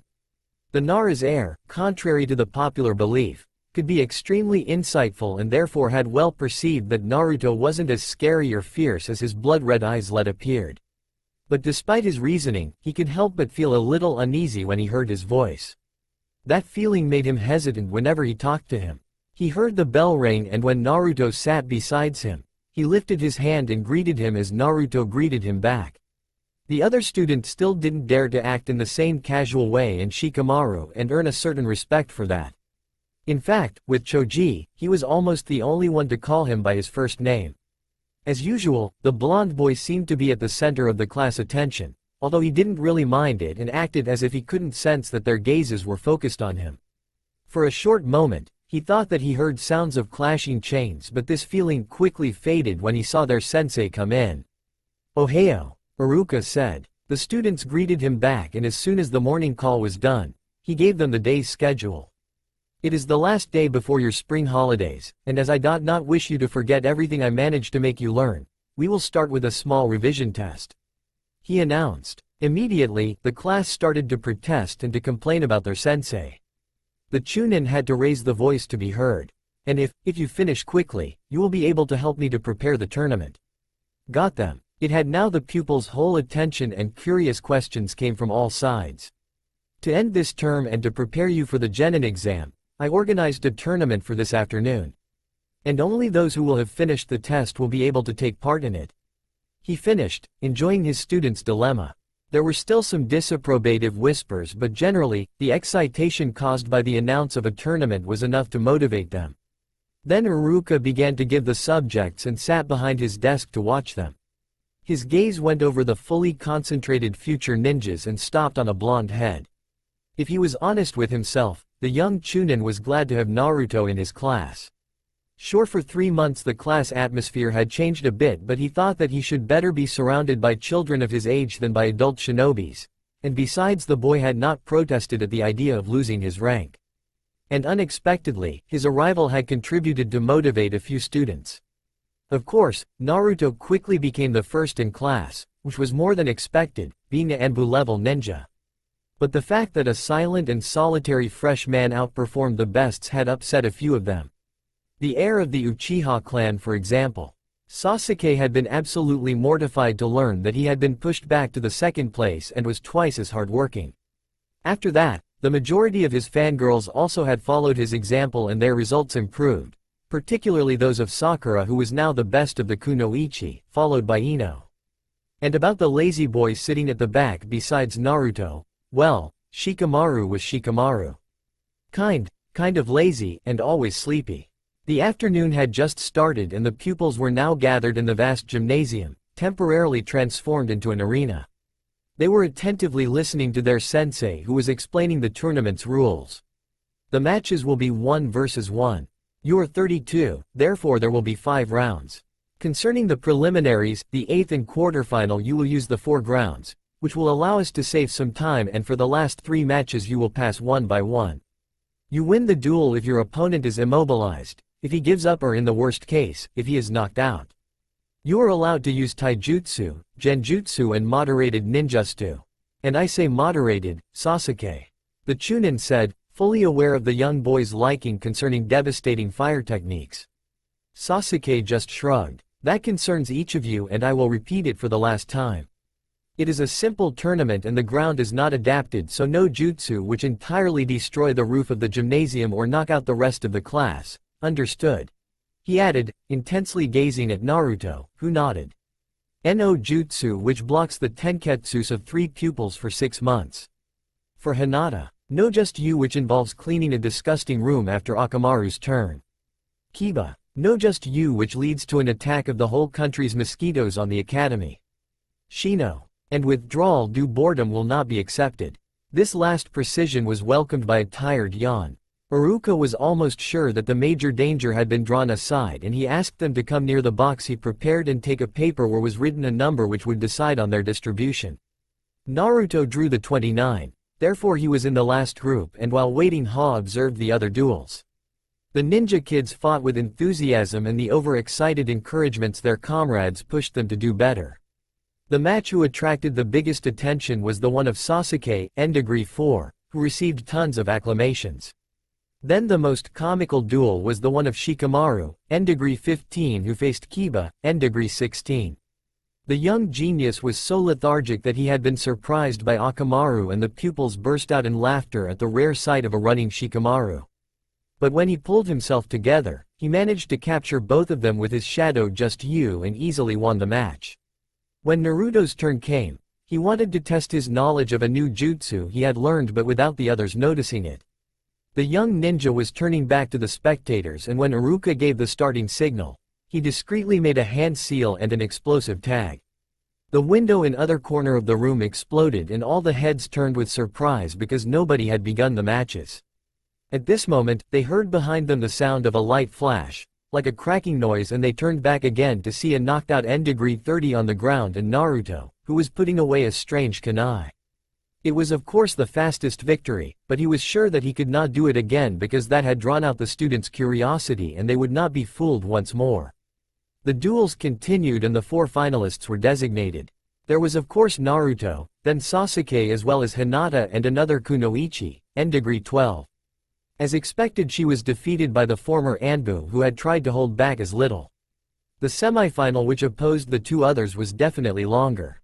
Surprising them, Hinata managed to stand up to Sasuke for a while.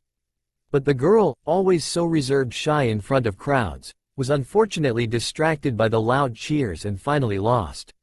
The class was now impatiently waiting for the beginning of the match between the prodigy Uchiha and the mysterious Uzumaki, because it was the first time they were fighting. Sasuke made the first move. Using a great number of senbon and shuriken, he made a diversion to find an opening. As soon as he saw one, he dashed toward his opponent, a kunai in the hand. But he did not notice that Naruto had purposely left a flaw in his defense, and the young Uchiha found himself blocked before saying hello to the ground a few meters away. During a few minutes, he constantly attacked, throwing quite powerful kicks and punches which showed a certain control of taijutsu. The boy's irritation was increasing because his opponent avoided each one of his movements as if it was nothing. The 2 boys were now fighting above the ground, supporting on the walls. When they reached again the ground, it was clear that Sasuke was already tired because he was heavily breathing. He crossed the gaze of Naruto. The disdain and the disinterest that he believed to see in those red eyes pushed him to fight. He made several seals, and placing a hand in front of its mouth, he took a great inspiration. "Kaiten, not wait Sasuke," Iruka shouted. Unheeded, Gokakyu number jutsu. An enormous fireball emerged from his lungs and moved towards the blonde ninja. This one was slightly surprised. He did not think that an academy pupil knew this technique, but that was not really a problem. He took his 3 prolonged kunai and threw it as he whispered. Hiraishin number jutsu. He had done that so quickly that the others were not able to see it, and besides they were far too busy running away to avoid the fireball which was now coming towards them. It left some flames in its wake and created a large hole in one of the gymnasium's wall. "Sasuke, what are you doing? You could have wounded the other students." Iruka was really mad, as the boy did not seem to listen to him because while looking for his opponent. "Uchiha Sasuke, are you even listening?" he asked in vain. The pupils were now looked them, wondering where was Naruto when they heard the sound of shurikens hitting the ground. They had landed just where Sasuke was a few seconds before, and they came from the top. The class raised their heads and then saw the blonde ninja, feet on the ceiling and head down. After throwing the shurikens, he spoke to his opponent. "Listen when somebody is talking to you," he said before landing on the ground. Those words made Sasuke absolutely furious. If there was something that he truly hated, it was to be ordered around. "I don't see why I should obey you. You'll have to apologize to me when I'll beat you," he exclaimed, losing his temper. "That's not really going to happen," Naruto answered. He was just stating an established fact because a former Enbu defeated by a genin wannabe wasn't a probable result. But the young Uchiha had the feeling that he was making fun of him. "That's what you think. I watched your last duels. Your only skill is your speed and nothing else. You don't use ninjutsu or genjutsu, and your taijutsu is not that extraordinary. You would last long against more powerful." As he was speaking, his opponent suddenly disappeared in midair and his words remained wedged in his throat. Surprised and confused whispers could be heard among the students. Iruka sighed. He knew too well what was going to happen. Sasuke felt like a draft behind him and he froze when he sensed a presence. "Uchiha, with what will be the use of the most powerful blow if you can't touch your enemy?" The boy seemed to shiver when he heard this cold voice, but pulling himself together, he tried to punch his opponent who easily dodged the blow. Naruto stepped back and took a fighting stance. His blood-red gaze fixed on Sasuke, he dashed. The young ninja was moving so quickly, drawing zigzags, that the students saw several images of him. The Sharingan eyes were jumped from left to right, still unable to follow his moves, and without realizing it, he stepped back. The image of Naruto was still in front of the pupils, but in fact he was already behind his opponent. He was going to give him the final blow when the door suddenly opened as a loud shout echoed in the gymnasium. "Uzumaki Naruto, where the hell are you?" The young ninja stopped his move and Sasuke almost fell when he realized that he had been just behind him, ready to strike. The other pupils and particularly Iruka had remained motionless, astonished by this sudden arrival. The person who had just shouted came in and they realized she was Kunoichi. Her short purple hairs were tied in a short ponytail and she was wearing a long brown coat which left the older boys with wide-sized saucer eyes when it opened. Iruka was recognizing her now, the so famous Tokubetsu Junin. It seemed that she was searching for somebody and went straight to Naruto when she saw his blonde head. "Mitarashi, at last, I found you. I searched every floor and even the roof of the academy without finding anybody. Good thing I saw a fireball coming out from here. Why aren't you in your damn classroom? I wasted so much time." The young boy only shrugged. "Iruka-sensei organized a tournament," he answered. Iruka mentally cursed his student. She was already enough irritated and there was no need to anger even more the sadistic Junin. Anko turned to him, and he felt a shiver running down his spine as he saw a smile appear on her lips. "Iruka, I'll take of that later. For now I'll have to steal your student, Sandaime-sama's order." Sure," he managed to say. "Good, let's go then," the young woman said before jumping on the broken window, which was in the Hokage Tower's direction. "That's quite useful," she whispered to herself before shouting back.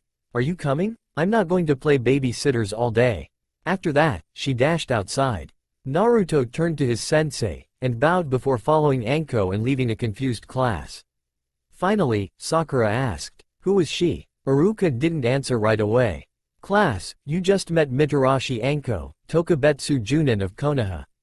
"Seriously?" Kiba said, with an unbelieving voice. "That crazy girl is a Junin?" Quote, "Yes, but you shouldn't speak about her like that if you want to live until the next day." Whereas the pupils gave him strange glances, he saw that the young Uchiha was still standing in the middle of the arena and he realized that they were forgetting all the duel thing. And concerning the tournament, well, it was not finished, so I suppose that Sasuke wins the duel by withdrawal. That means he is the winner of the tournament, congratulations. The children seemed a little surprised by this outcome but they still cheered. "But I don't want to see this kind of jutsu here again," Iruka added, raising his voice to cover the joyful blabbing of the boys' fan club, who did not really seem satisfied by that result. The damaged building then came in the chunin's sight and he sighed at the thought of the academy director's face when he would see the bill of the repairs. On the other hand, Naruto and Anko had just arrived in the Hokage's office and had joined Minato and Kakashi. Sandaime thanked the young woman and was about to dismiss her when she stood in front of him and slapped a hand on his desk. "Not so fast. I think you are forgetting your little deal." Sandaime suddenly seemed to remember something. "Oh yes, now that you remind me." He took 3 tickets from his top drawer and gave them to Anko. She took the vouchers but still didn't move. "We agreed on 5. Swindling," the Hokage complained. "That mission was so short. A deal is a deal and I will not compromise when it involves Dango." Sighing, he gave her 2 other tickets that she quickly grabbed before heading toward the door. "Well, thank you, Hokage-sama." She waved to the 3 other ninjas who had witnessed their arrangement. "See ya." When she was outside, the young boy turned to face Yandaime. "Oto-san, what's going on?" "We have a new mission, Naruto," he replied. "Exactly," Sandaime said, "and as I already explained it to your father and Kakashi, you are given a searching mission." "Who is the one we must find?" "Godem," Kakashi said, cutting the Hokage. "Godem," Naruto repeated, slightly surprised. He looked the old Hokage. "Are you resigning?" "Yes. As a matter of a fact, I am. For a few months now, I have the feeling that my job gets more and more tiring and all those reunions with the council are not only endless but meaningless. Each day they can test a little bit more my authority and to be honest, I can't fight against them forever." Our dear Yondaime having decided to leave all these problems to an old man, I suggested to name the next Hokage and for once, I received the whole council's approval. And who did you choose? Minato asked, ignoring the comment about the dear Yondaime. Sandaime smiled at this question. It's going to bring you back memories. The person nominated is Tsunade. Really? The former Hokage said. He seemed glad to hear that. Yes, she has been recently seen in a town near Konoha, and if you leave now, you may reach it before nightfall. Okay, let's go then. Minato said as they bowed to the Hokage. Good luck, Sandaime said. You're going to need it. He whispered when they went out. Outside, the three ninjas had Sapare to pack the things needed for their travel. Naruto and Arashi were now leaving their apartment and were heading toward the gates. They were still waiting for Kakashi when the young boy asked something. Tsunade, that's the name of the Sanin's kunoichi, isn't it? Yes, why? You know her? Sure I do. She was the former teammate of my sensei, Jiraiya. She was extremely powerful and had incredible medical skills. I think she should be around 50 by now. A few minutes later, yes minutes, surprisingly not hours, the masked chunin arrived. The three shinobi set out for the next town, and passed the large doors of Konoha under a dazzling sun. Night was slowly falling over the western forest of the Fire Country as the last rays of sunset filtered through the trees and drew luminous spots in the clearings. In this peaceful scenery, three shadows were dashing through the trees, jumping on the branches. Arashi, Naruto and Kakashi had left the village a few hours ago and approached the huge merchant town of Haneda. 1. Although it was already dark when they arrived at the city's entrance, there still reigned a rather important activity. Many hotels and bars were still opened and the three ninjas easily found a room to put down their backpacks. There's my plan, Minato started. Let's split up and we will question the city's inhabitants. A Sanin is generally easy to remember and some people will probably be able to inform us. We will have to describe her then. What does she look like? Asked Naruto. If she did not change too much, she's a blonde kunoichi with light brown eyes. She has a purple diamond on her forehead and she loves to play and gamble. We could start with that. It reminds me that she received a nickname because she was always losing, Densetsu no Kamo, the legendary sucker, or something like that. He answered, laughing at this memory. It should be quite easy to locate a 50-year-old woman so unlucky. Yeah, about that Minato-sensei, the masked chunin pointed out. What is it? I do not think we should look for a 50-year-old woman. Yondaime seemed rather surprised by this comment. And why? Well, according to my information, she contracted many debts by gambling and to escape her creditors she would use a jutsu to appear younger. 10, 20 or 30 years younger. What? Minato said. He wasn't expecting that. You didn't tell me, Gigi? He rolled his eyes, deeply sighing. Well, never mind. Forget her age. I just hope that she still has the same features. Let's go. Hi. The shinobi then scattered, walking in three different directions and leaving to search for information. Naruto headed toward the northern district of the city and was thinking while observing the neighborhoods, seeking for gambling houses.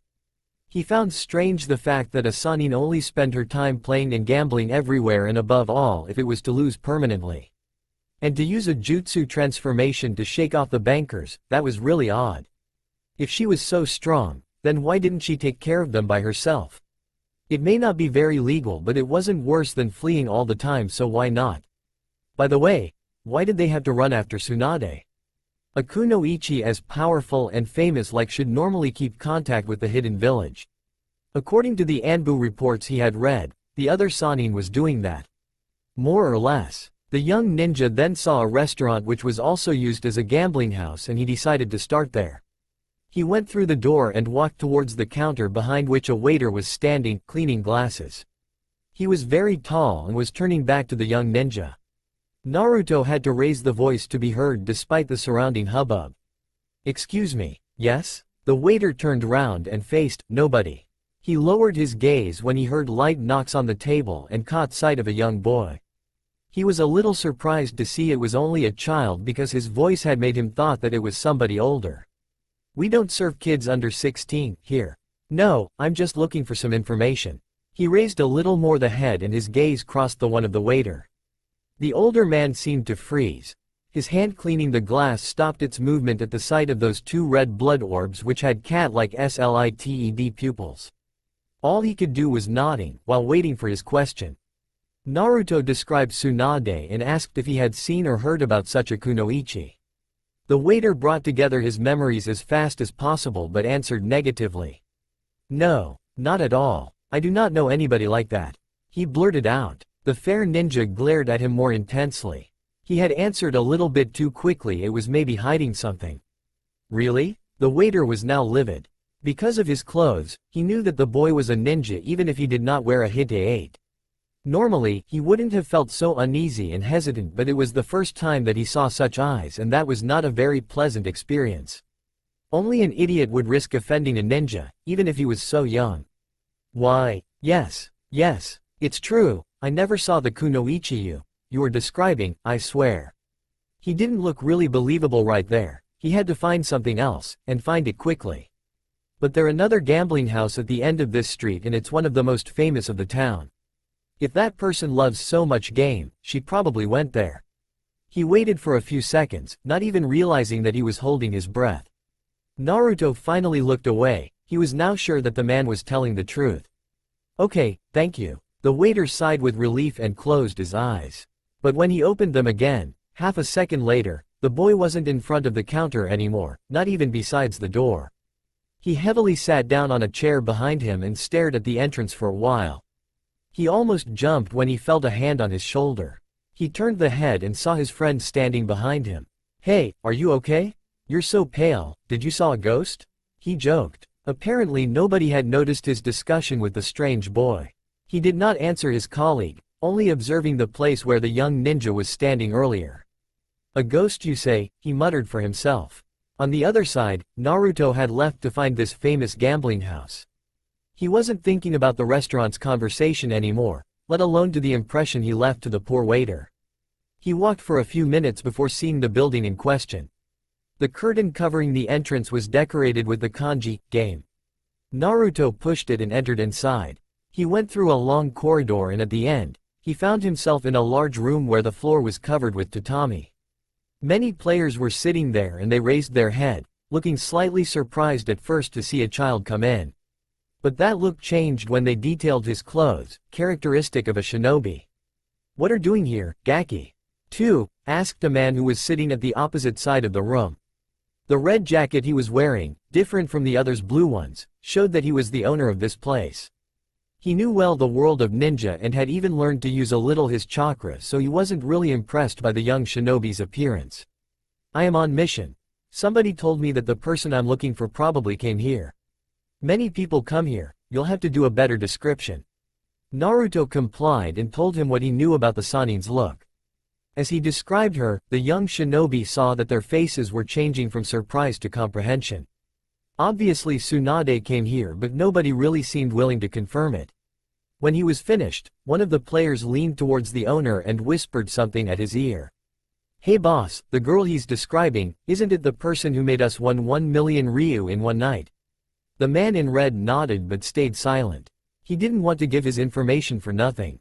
A million, you said? Naruto repeated, taking the owner and his underlings by surprise. He had managed to hear a low murmur at the side of the room. He was no ordinary ninja. Since you seem to know her, could you tell me when she came in this town? Wait a second, kid. The boss cut in. Nothing's free down here. If you want information, we could start by discussing of its price.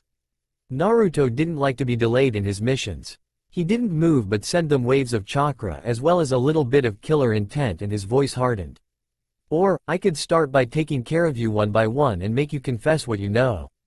If they had not already been seated, some of the players might have fell, frightened by the surge of power displayed by the blonde ninja. Still, they moved a little bit backwards, glancing at their boss and expecting him to do something. The owner seemed less anxious than his fellow members but still not really relaxed, and he tried to find a new agreement. Okay, I understand, no need to be angry. Anyway, you would get into trouble when Haneda's police unit will found 15 tortured corpses. If they found them, the young ninja added, although he was decreasing the intensity of his chakra. Of course, why don't we make a deal? You're in a gambling house, so let's play. If you win, I'll answer any of your questions. And if you lose, you'll have to do a small job for me. Nothing dangerous, just a simple delivery. In both cases, you'll have your information without spending your money.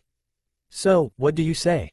Naruto did not have much the choice. It was the only track he had for now, and even that method was faster. He could guess that Minato wouldn't really appreciate that he used his justice.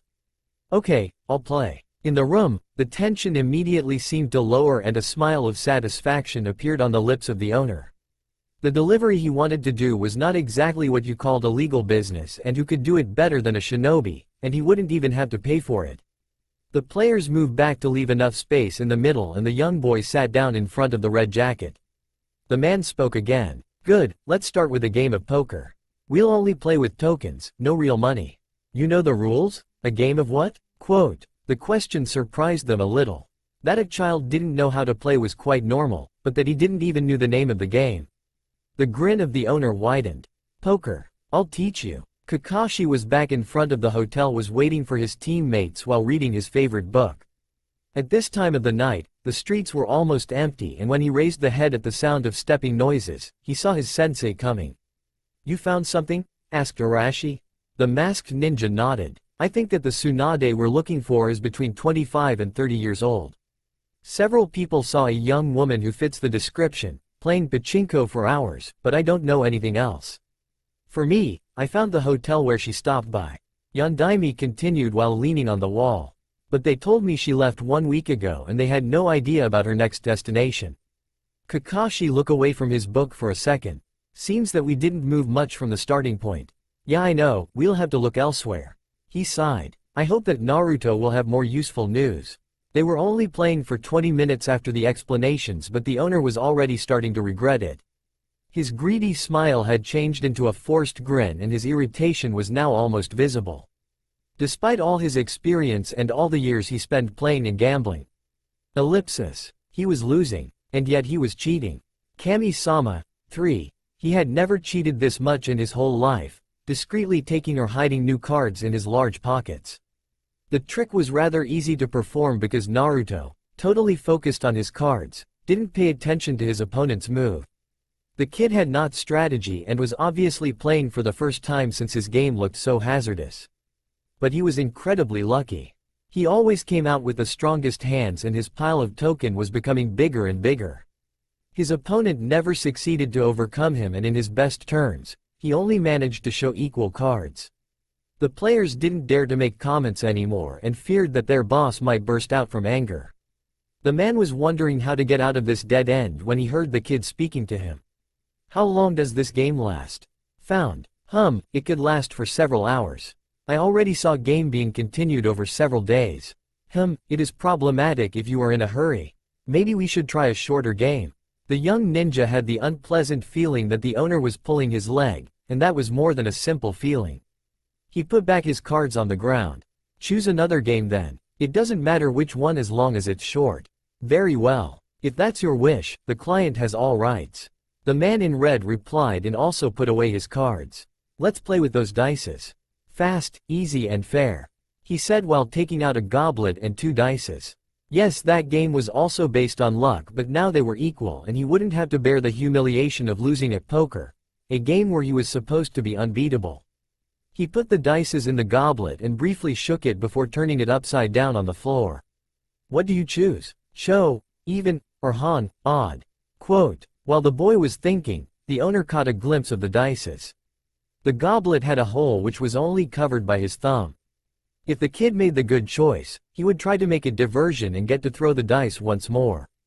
Moving it slightly, he saw the 2 numbers, 4 and 5, Cho. Han, Naruto answered. The owner had to hold back a smile. Then I choose Cho. Let's see what the dices decided. He withdrew the goblet slowly, enjoying the so long-awaited victory. The first dice appeared, 4 and, then the second, with its 5 black spots, 5. He blinked several times, unable to believe what he was seeing.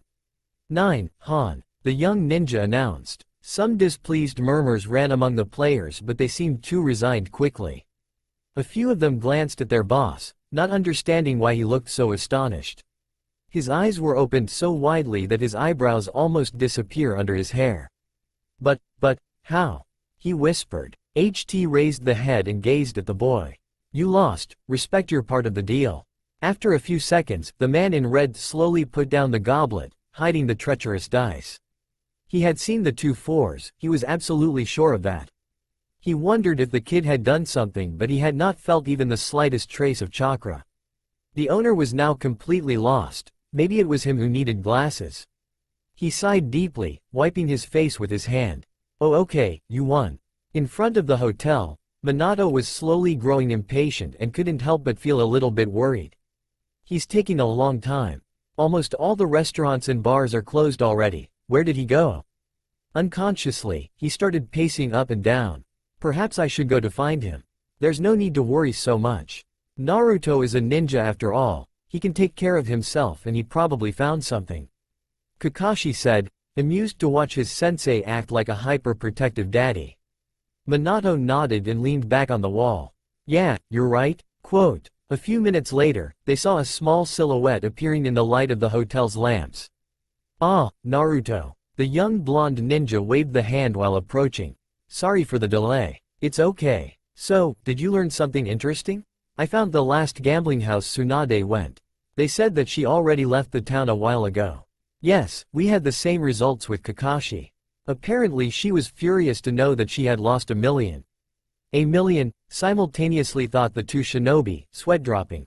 And she would have crushed the owner as well as the building if her assistant had not held her up.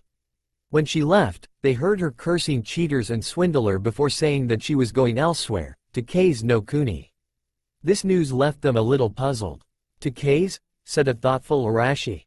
That's not very precise, but it's not like we have the choice. We will probably find other tracks at the frontier and we could even ask for help if we continue until Suna. Do you think they will accept? Asked Kakashi. After what happened a few months ago.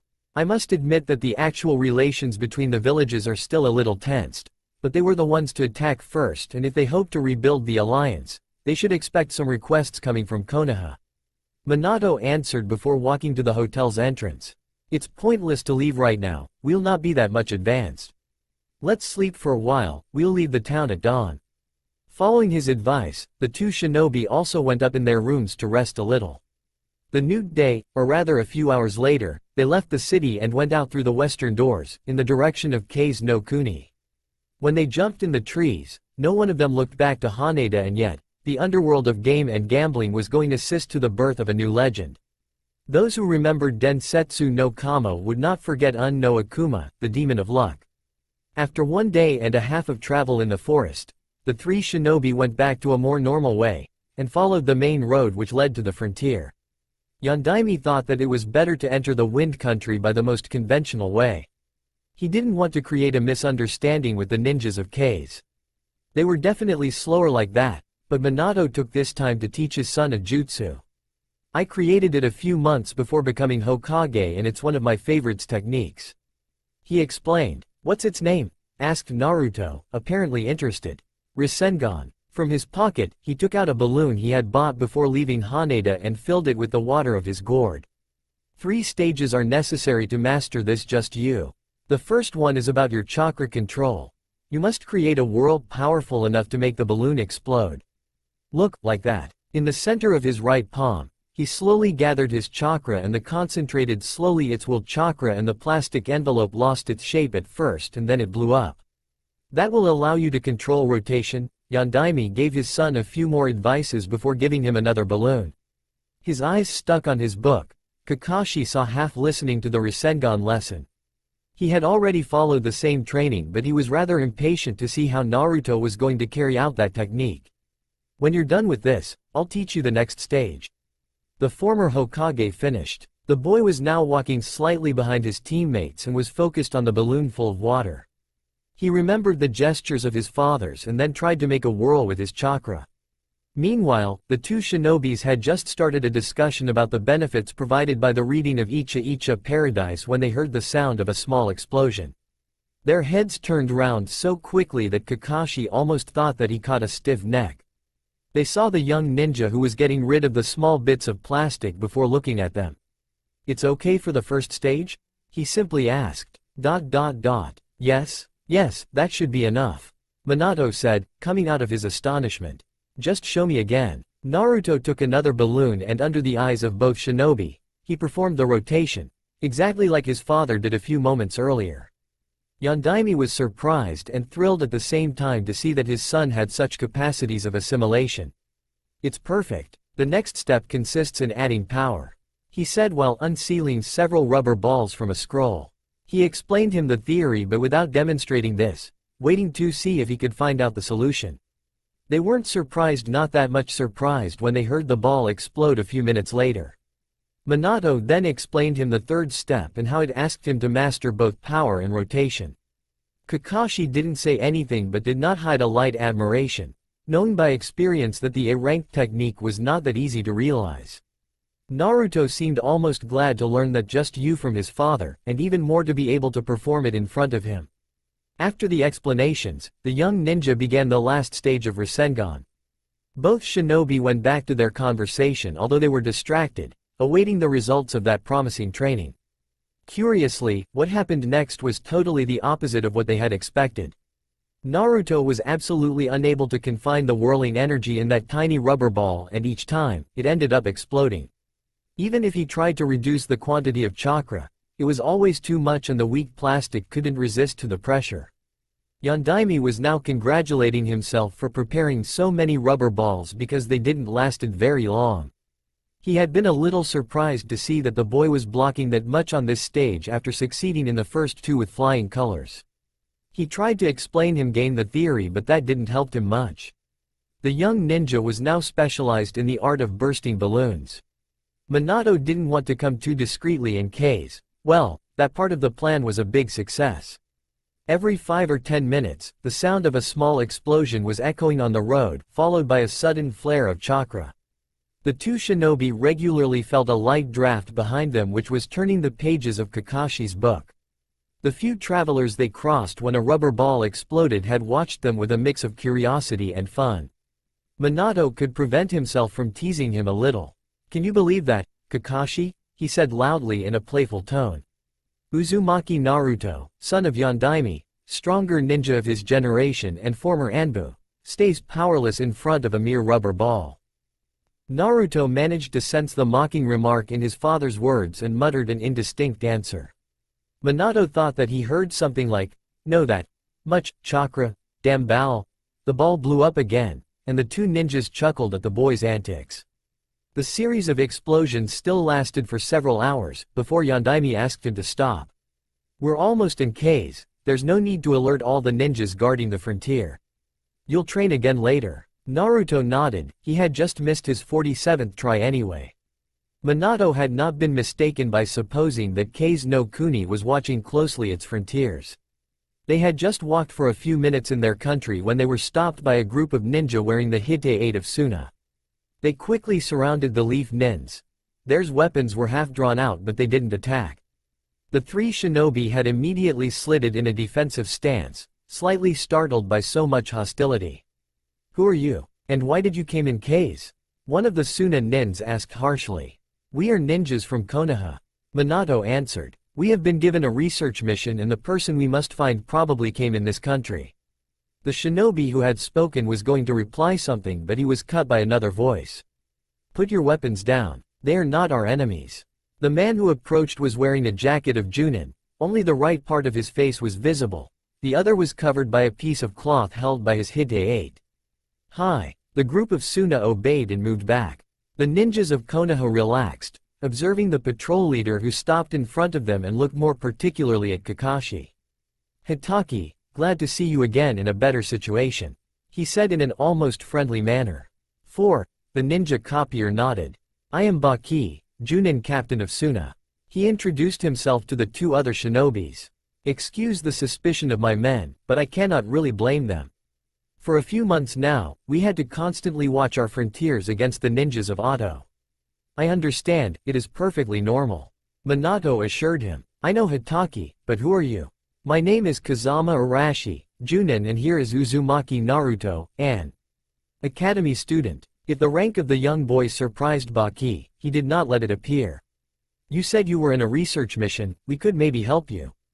Yondaime seemed glad to hear that. "We are looking for a kunoichi, Sanin no Tsunade. It seems that she came in K's and she should have arrived here a few days ago." The name was not unknown to the ninjas, and the Junin asked if they knew something because he had not received any information on that yet. I've seen her, sensei. The group turned to the one who had spoken. It was a young kunoichi, barely older than Naruto. She had blonde hair and was wearing a purple outfit, decorated with a red belt. On her back, she carried a long steel weapon which seemed to be a giant fan. Baki asked her explanations. Last week, when I was with the other patrol, we met Tsunade-sama. She hit one of our teammates because he looked a little too close, but she answered all our questions. Apparently, she wanted to go to Suna, but she decided on something else and went in the north, in Narida. 5. How many days of travel from here? Asked Arashi. Just a day and a half, if you go at a fast pace. Baki answered. Do you know the way? Not really. Temari could guide you, he said, showing the girl. She is familiar with the frontier area. The kunoichi nodded, quite pleased to move a little from that place. Yondaime thanked the captain of Suna. I hope that it isn't a problem for you? He added. No at all. But if I may ask, why does Konoha suddenly seek a Sannin? Minato appreciated the skills of that ninja. The Junin was clever, full of tact and diplomacy while being intransigent. He did not hesitate to answer. Suna would quickly find out anyway. She was chosen to be Godem Hokage. Sarutobi Hiruzen has decided to resign. That announcement truly surprised them all, but after a short reflection, they found it quite justified. Tsunade was one of the most powerful kunoichi, and she could feel the lack of authority that Sandaime had recently let appeared. Moreover, she was in rather good terms with some of the leaders in K's. That could only benefit to the alliance. Very well, you will understand that I must immediately inform our council. Baki said. Of course, replied Minato. We will leave now, we must catch up with Tsunade. The Junin nodded and made a sign to his team to leave place for the shinobi of Konoha, now accompanied by Temari. The four ninjas had left rather quickly, but it was almost the end of the afternoon and they stopped at twilight. They agreed with the kunoichi's advice. With the threat of the Auto Nins, it was better to travel by day even if now there were less attacks than a few months ago. They put their tents in a clearing, at the border of the forest. Minato and Kakashi decided to prepare the dinner. They didn't want to offend the young girl by asking her, and they didn't want to try again Naruto's cooking. They had already tasted it the previous day but did not wish at all to experience it once more. When they had stopped, after leaving Haneda, the former Anbu had offered to prepare the meal and the two ninjas had gladly accepted. Minato should have remembered the answer of his son when he asked him if he knew how to cook, a few days ago. Kind of, he said, after having seen and tasted that black, green and carbonized thing that Naruto had presented them. They had decided by a mutual agreement to never let him touch the meals again. That did not bother the young ninja. Cooking was not exactly his favorite activity. While waiting, he moved a little further and went back to his training. This time, he was really going to show Minato that he could master the Rasengan. Holding the rubber ball in one hand, he closed his eyes and focused as he gathered his chakra. Slowly at first, then faster and faster, he began to make it whirl. Each second, he was adding more energy to the swirl while trying to contain the pressure. The technique was working very well, up to a certain point. He opened his eyes just in time to see the balloon lose its shape and had to close them again when it burst. The explosion startled the three other ninjas. Temari immediately raised and took out her fan.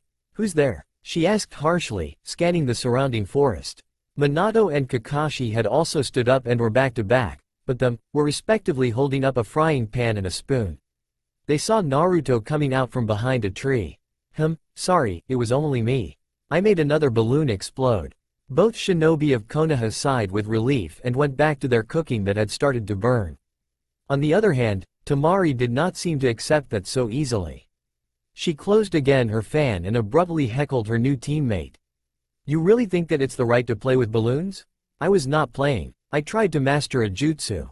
He answered, not very proud of himself. It answered, not very proud. He was still a former Anbu, and what kind of ninja would go and create explosions in the middle of the night, and moreover in a place where they could came across enemies? A jutsu? You're pretending to play ninja and yet you're making explosions in the middle of the night. In a place where we could encounter enemies moreover. The girl shouted, looking daggers at him. This time, Naruto was really surprised. She had just exactly expressed his thoughts. Yeah, was all he managed to answer. Temari seemed to lose her patience. Usually, she did not burst out of anger like that, but she had spent the last 7 weeks on mission at the frontier, and tracking auto nins under any weather had infuriated her. With one hand, she planted her fan in the ground. "That's all you can say? I'm not even a genin? If you can't do better than that, go back and have fun in the academy's sandbox." Ellipsis quote. She went on like that for several minutes.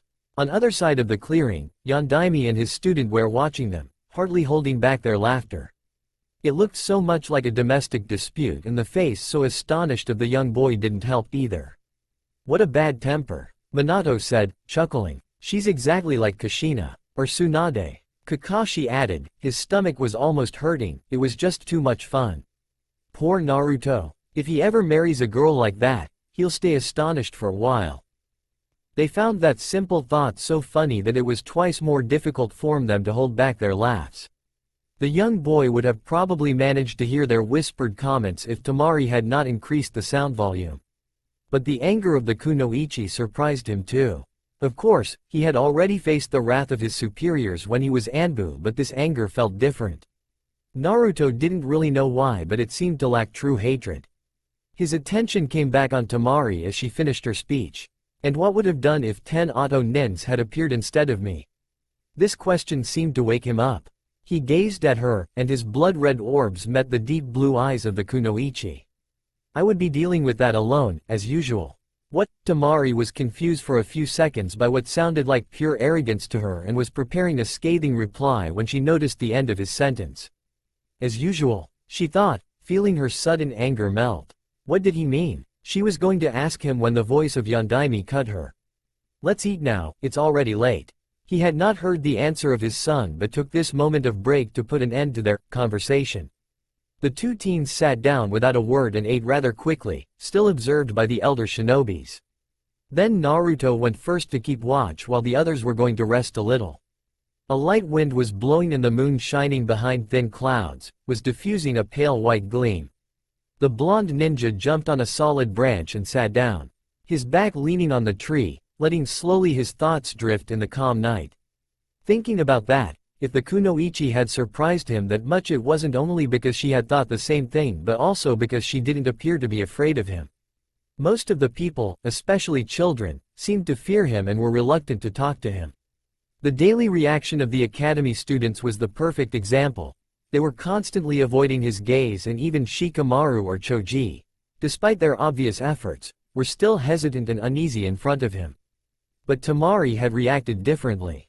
In fact, it was the first time that a ninja of his age talked to him like that, and even if the contact had not really been very friendly, he thought that maybe he shouldn't have reacted so coldly. The words just came out automatically. It was something he had been used to say during his training of Anbu. When he did not succeed at an exercise, his instructor always harshly asked him the same thing. "And what would you have done if enemies had appeared instead of me?" The answer was simple. He had to deal with that alone. The young shinobi sat up straight when he sensed another presence but relaxed when he saw that it was the kunoichi of K's. Their gazes crossed for a short moment, then she looked away and sat down on the ground, her back against the tree. Naruto wondered what she was doing here. It was still too early for her shift. He turned the head in her direction but didn't question her. Temari didn't say anything at first. She took out her fan and put it on her lap to examine and clean it. There was an awkward silence between them for a few minutes. "Hey Naruto," she finally said, still observing the surrounding woods. "I just wanted to apologize for what happened before." The boy slightly raised his eyebrows. He did not really understood why she was saying that. For a short moment, the voice echoed again in his mind, asking for its freedom, and a sudden pain clutched his chest. He managed to push that voice away. Even he was still hurting. He listened closely to the kunoichi. "I should not have got so worked up," she continued. "It was not that serious, and I probably made even more noise when I shouted." Her teammates of Suna would be surprised to hear her apologize like that, for they only knew the proud and strict kunoichi. However, Temari could accept her errors when it was necessary. "It's my fault too," Naruto admitted. "I should have paid more attention, even if I wanted to master that jutsu." The apologies finished, a curious tone appeared in the voice of the kunoichi. "And you need a balloon for that?" It is a technique that demands control of the power and rotation of your chakra. It's easier with a spherical object. Strangely, he had not hesitated to told her about that just you even if he only knew her for a few hours. Perhaps because like Minato, he felt that he could trust the kunoichi. Rotation? Now that I think about it, I thought that I heard the faint sound of a tornado. That reminded me the sand swirls in the desert of K's. It was almost that. The jutsu is called Rasengan. The whirling sphere. Rasengan, she repeated, thoughtful. With one hand she turned her fan and her gaze was drawn by one of the purple circle decorating the weapon. The sphere? Tornado? Is it a futon jutsu? The conversation became a little more technical but that didn't bother the two ninjas. No, the former Anbu answered, but it could be one. He said after a short reflection. Does it mean that you have an affinity for the wind?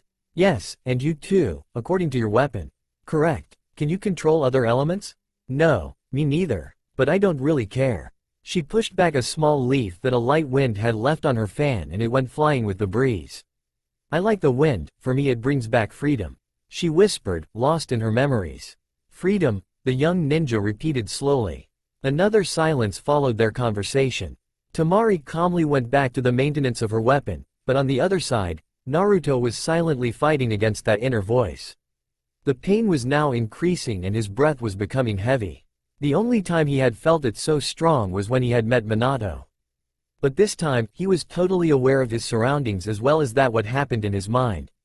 Free me. Ask her or free me now. Quote, the young ninja's resistance was weakening against that call but finally, nothing happened. As if that voice was condemned to remain in the darkest parts of his mind, without any hope of escaping. At this moment, he heard the Suna kunoichi speaking to him again. You're all right? She had turned toward him, as look of concern appearing on her face as she saw that he was clutching his jacket. Naruto breathed deeply and once more, he attempted to drive away the pain, but it was unsuccessful. He tried to relax to appear fine and shook the head.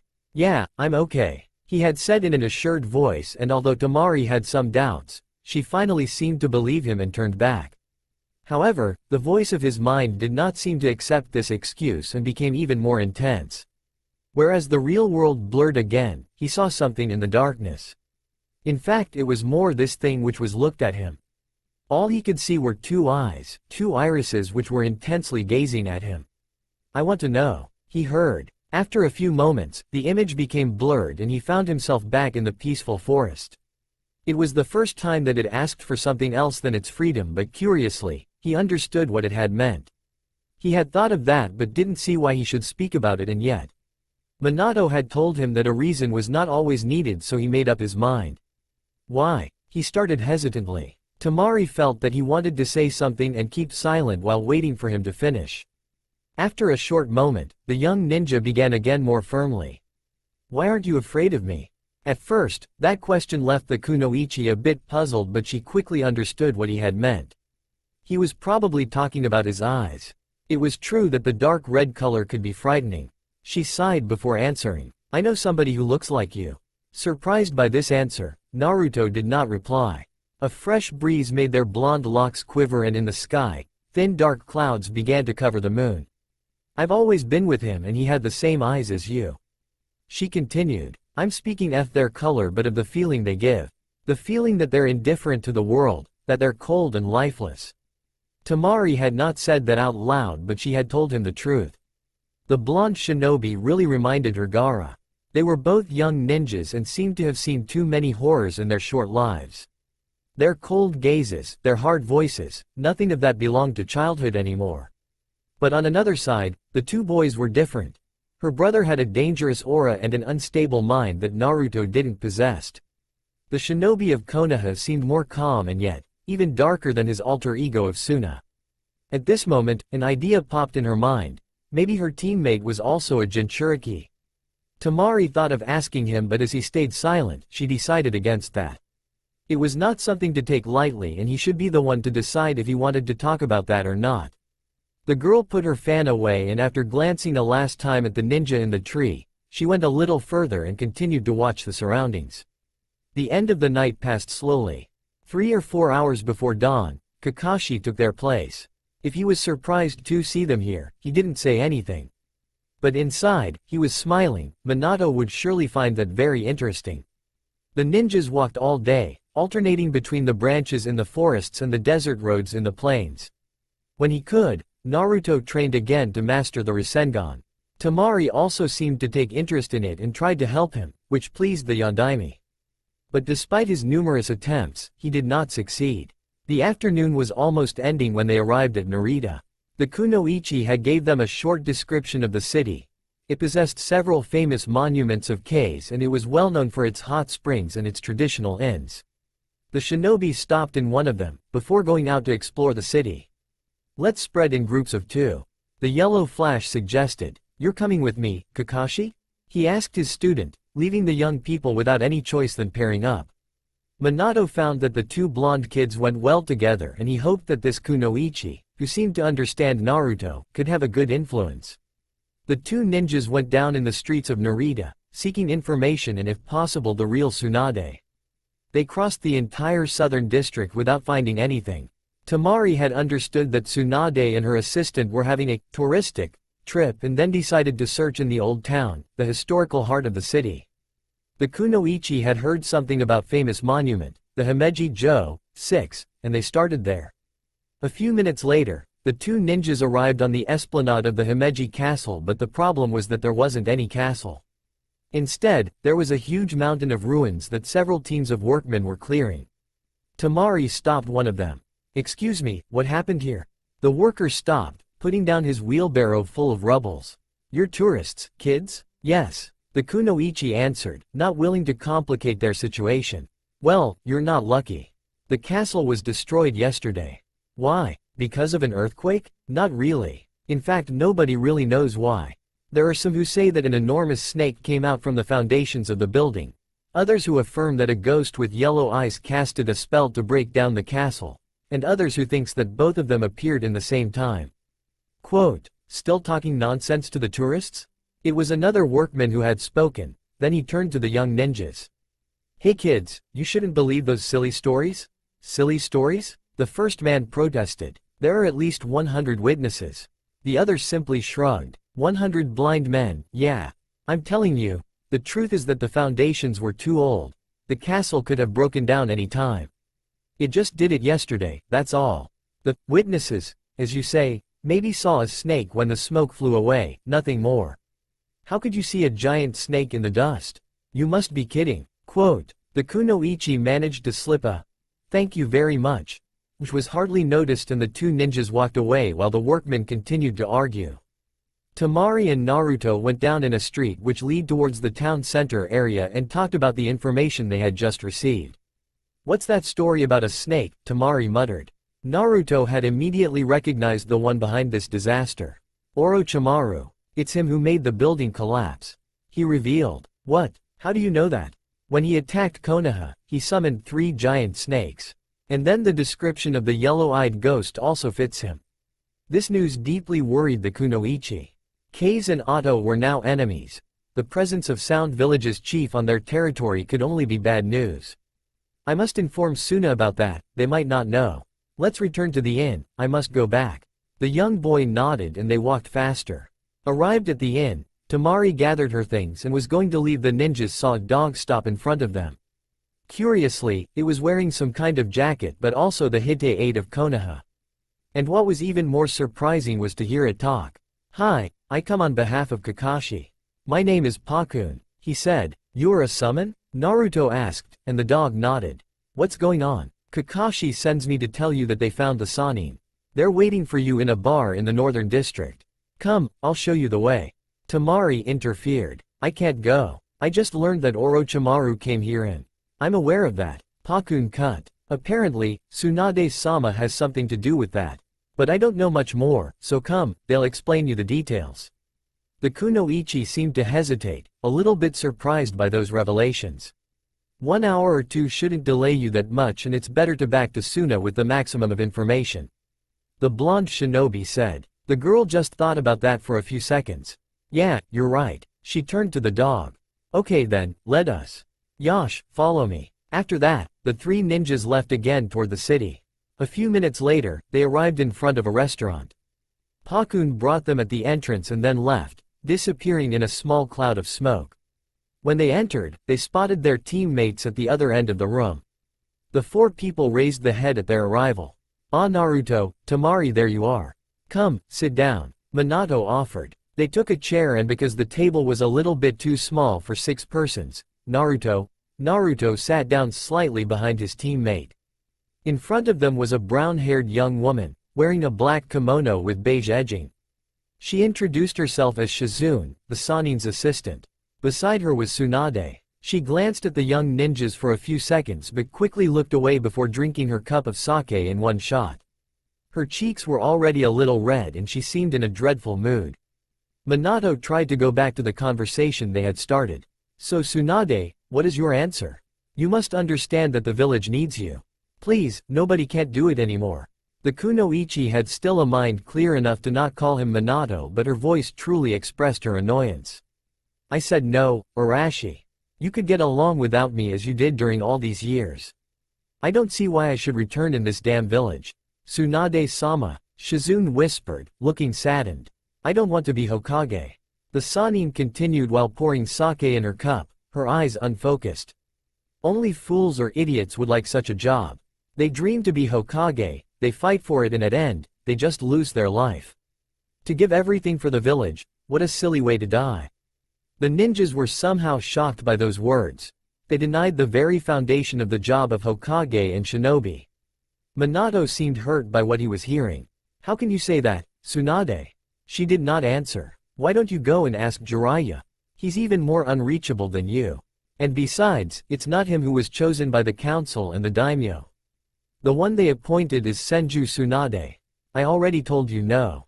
The village stole everything from me and it's not there that I'll find again what I lost." She replied. "And you think that Orochimaru will be able to help you?" The atmosphere became even more tensed after that question.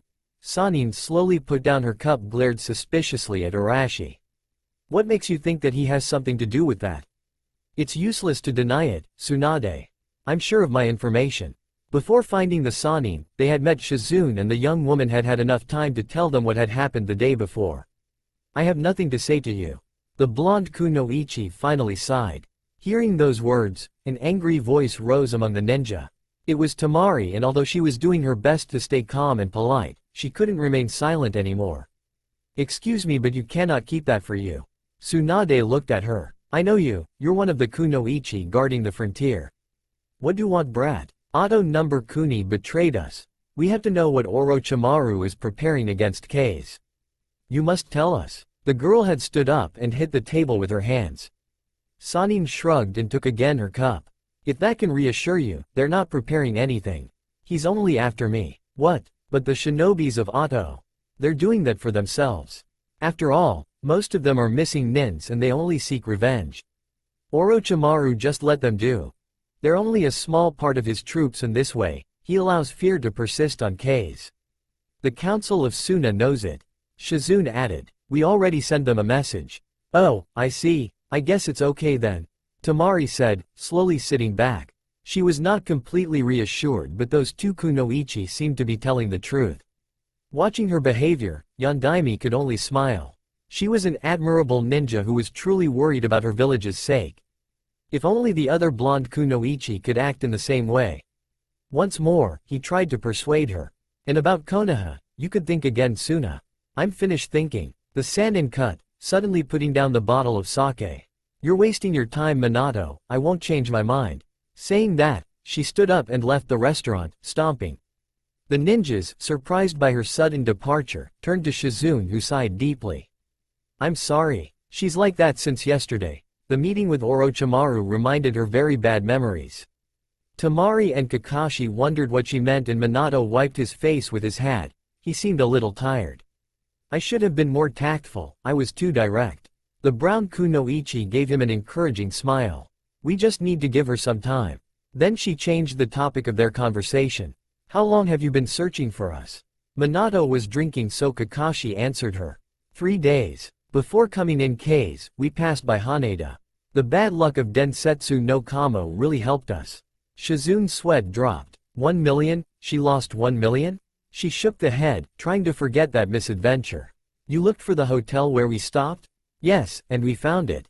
Why? 3 days ago, I lost one of my weapons. It was a wrist weapon which allowed me to throw senbons. I hoped that they would have found it and gave it to you. Sorry, but they didn't say anything about that. Yondaime said. Never mind then, I'll just buy another one. She sighed. I'm going back now, and what will you do? We'll return to the inn for now. Tomorrow, I'll try again to convince Tsunade. The four ninjas stood up, and at this moment, Minato noticed something. Where's Naruto? Suddenly realizing his absence, they looked around them, but they had to admit that the young shinobi had indeed disappeared.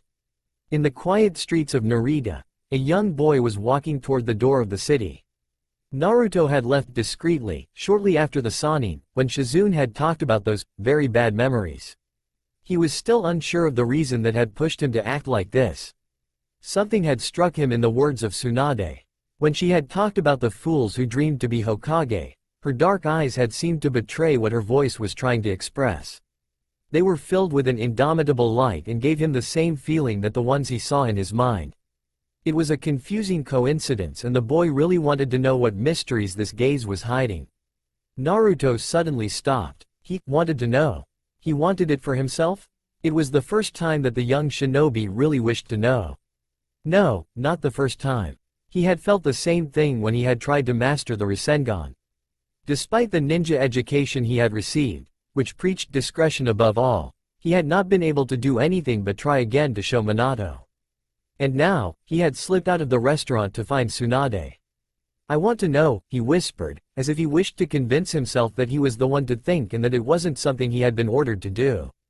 The young shinobi walked a little faster, ignoring the sharp pain in his chest. It had barely ever left him since yesterday, sometimes decreasing only to come back stronger. He stopped thinking about that when he finally spotted the Sannin. Tsunade had sat on the lower beam of the large gate, and she was gazing at her pendant without really seeing it. Her eyes were stuck in the past, searching for the memories of old times. Times when her little brother and her lover were still alive. She closed her fist around the crystal. All of that had come to an end. Nawaki and Dan had died with their dreams. At this moment, she felt a presence and was surprised to see a dark silhouette landing on the opposite of the beam. Who are, oh, it's you, she said as she distinguished the ninja. His blonde hairs were clearly recognizable, as well as his crimson eyes. What are you doing here, Gaki? While they had been waiting for the two young ninjas, Orochi, who had happened to be Minato, had talked to her about his son. She had learned several things on his past, particularly the fact that he was a former Anbu. Of course, she hadn't expected him to be a cheerful kid, but when she heard his cold voice, when he had introduced himself, it had only increased her dislike of Konoha. Why did you lie before? He asked bluntly. What are you talking about? You said that being Hokage, dying for the village, was a stupid thing. You do not really believe that, he said, and it was not a question. Quote ellipsis. What are you saying? Of course I believe that. No, he himself could hardly believe that he was talking like to the kunoichi of the Sannin. It was as if he wasn't the one to speak. But he knew that deep inside, they were his, and only his thoughts. At this moment, this desire to know, recently discovered, was way stronger than the precepts of shinobi that he had received. And how could you know that? Your eyes. They're saying the opposite. This answer left her speechless. Her eyes, she did not understand what he meant. Was it possible that she had seemed to say those things unwillingly? However, she was sure. In fact, you think like these idiots and fools. You do not find them stupid. He finished. She was amazed. The same ninja who had seemed so indifferent a few minutes ago was now telling her what she felt truly. Him, who had been trained to erase his feelings, how could he read hers so easily? Because he was indeed telling the truth. Tsunade opened the mouth to protest but couldn't say anything. The more she thought about it, the more she realized that she had always admired Nawaki and Dan for their tenacity, their courage, their strength of will. During several minutes, memories flooded her mind. She saw her brother, the day of his birthday, and Dan, the day of their first meeting. I am too old for birthday gifts. Grandfather's necklace, thanks Nichan. I will be Hokage and I will protect Konoha. I understand what you feel. I lost my sister during that war. This is why I want to be Hokage. I will protect its inhabitants. Quote. And she, what did she say at that time? The Sannin had encouraged them, she had supported their dreams. She was as foolish as they had been. Why did you lie? Naruto asked again. The sound of his voice pulled the kunoichi out of her thoughts. Why? A weak smile appeared on the lips of the kunoichi. I don't know. My brother and my fiancé both dreamed to be Hokage when they died. I wanted to forget everything, to leave everything behind and to never have to face them again. I try to hide from myself. She raised her pendant in front of her eyes. But you just reminded me, we can't hide our feelings forever. The young ninja frowned. Hide their feelings was something shinobis were basically supposed to do. Now, it was him who didn't understand what the Sannin wanted to say.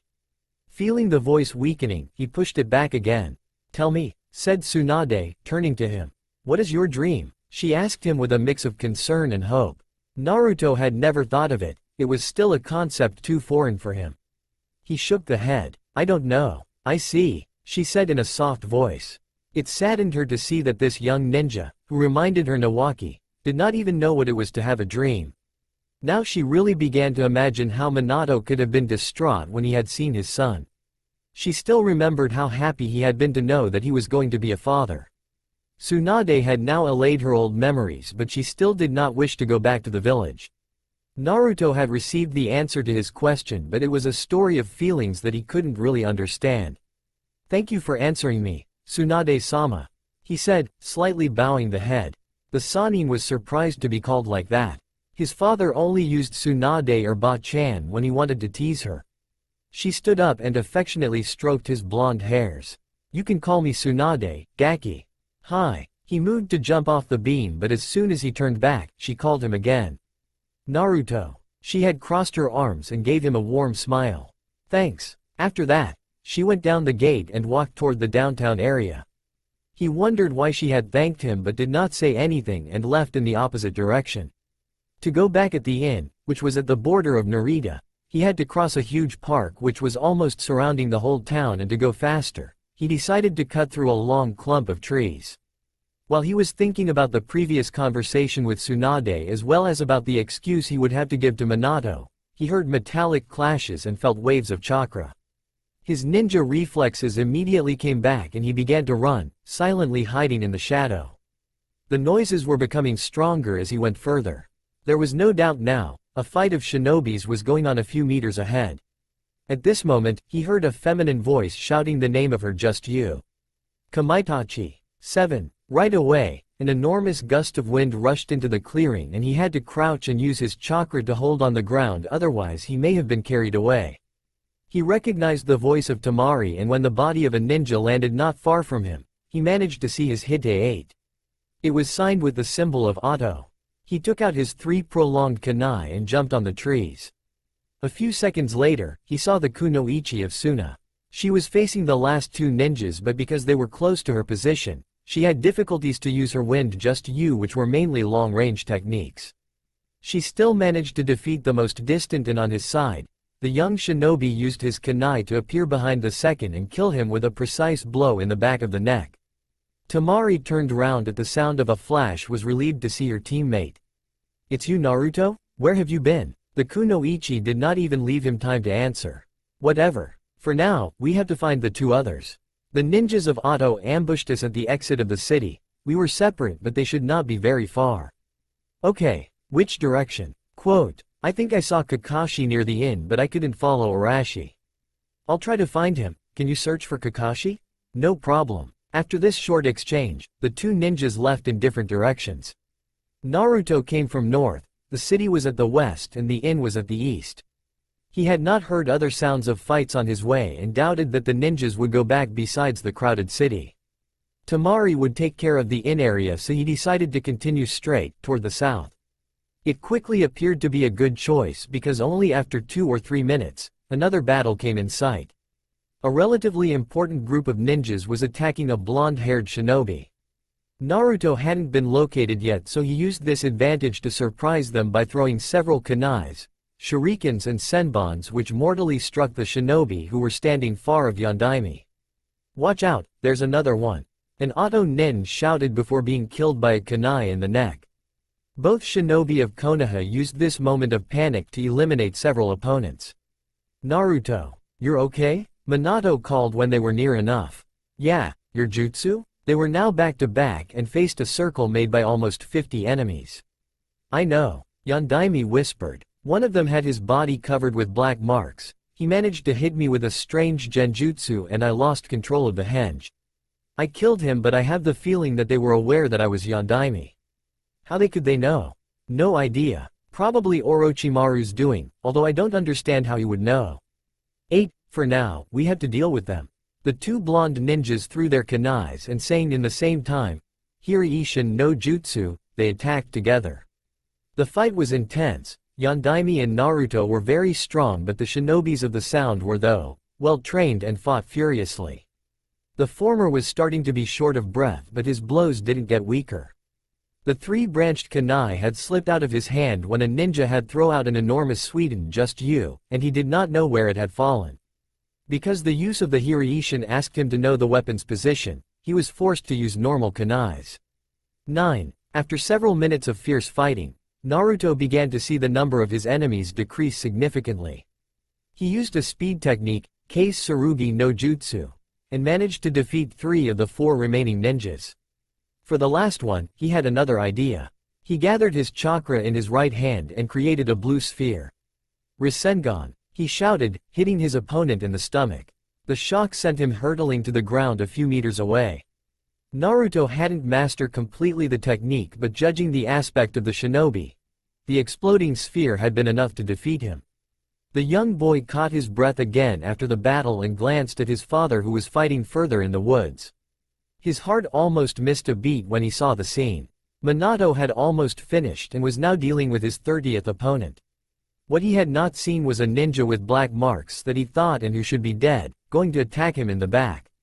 Naruto dashed forward and saw that his father was too close to dodge in time and that his special kunai was stuck in the ground, 2 meters behind him. The ninja of Otto raised an arm, on which was tied a wrist weapon with several holes. He aimed at the older blonde ninja and pulling the strings, he sent the deadly senbons. Hiraishin, a distant voice yelled. The whistling sound of the metallic weapons crossed the flash and the senbons violently hit the blonde ninja. Yondaime had just eliminated his enemy and turned round at the sound, characteristic of Senjutsu. What he saw made his blood run cold. Naruto. That's all for now. If you enjoy, then please like, share and do comments.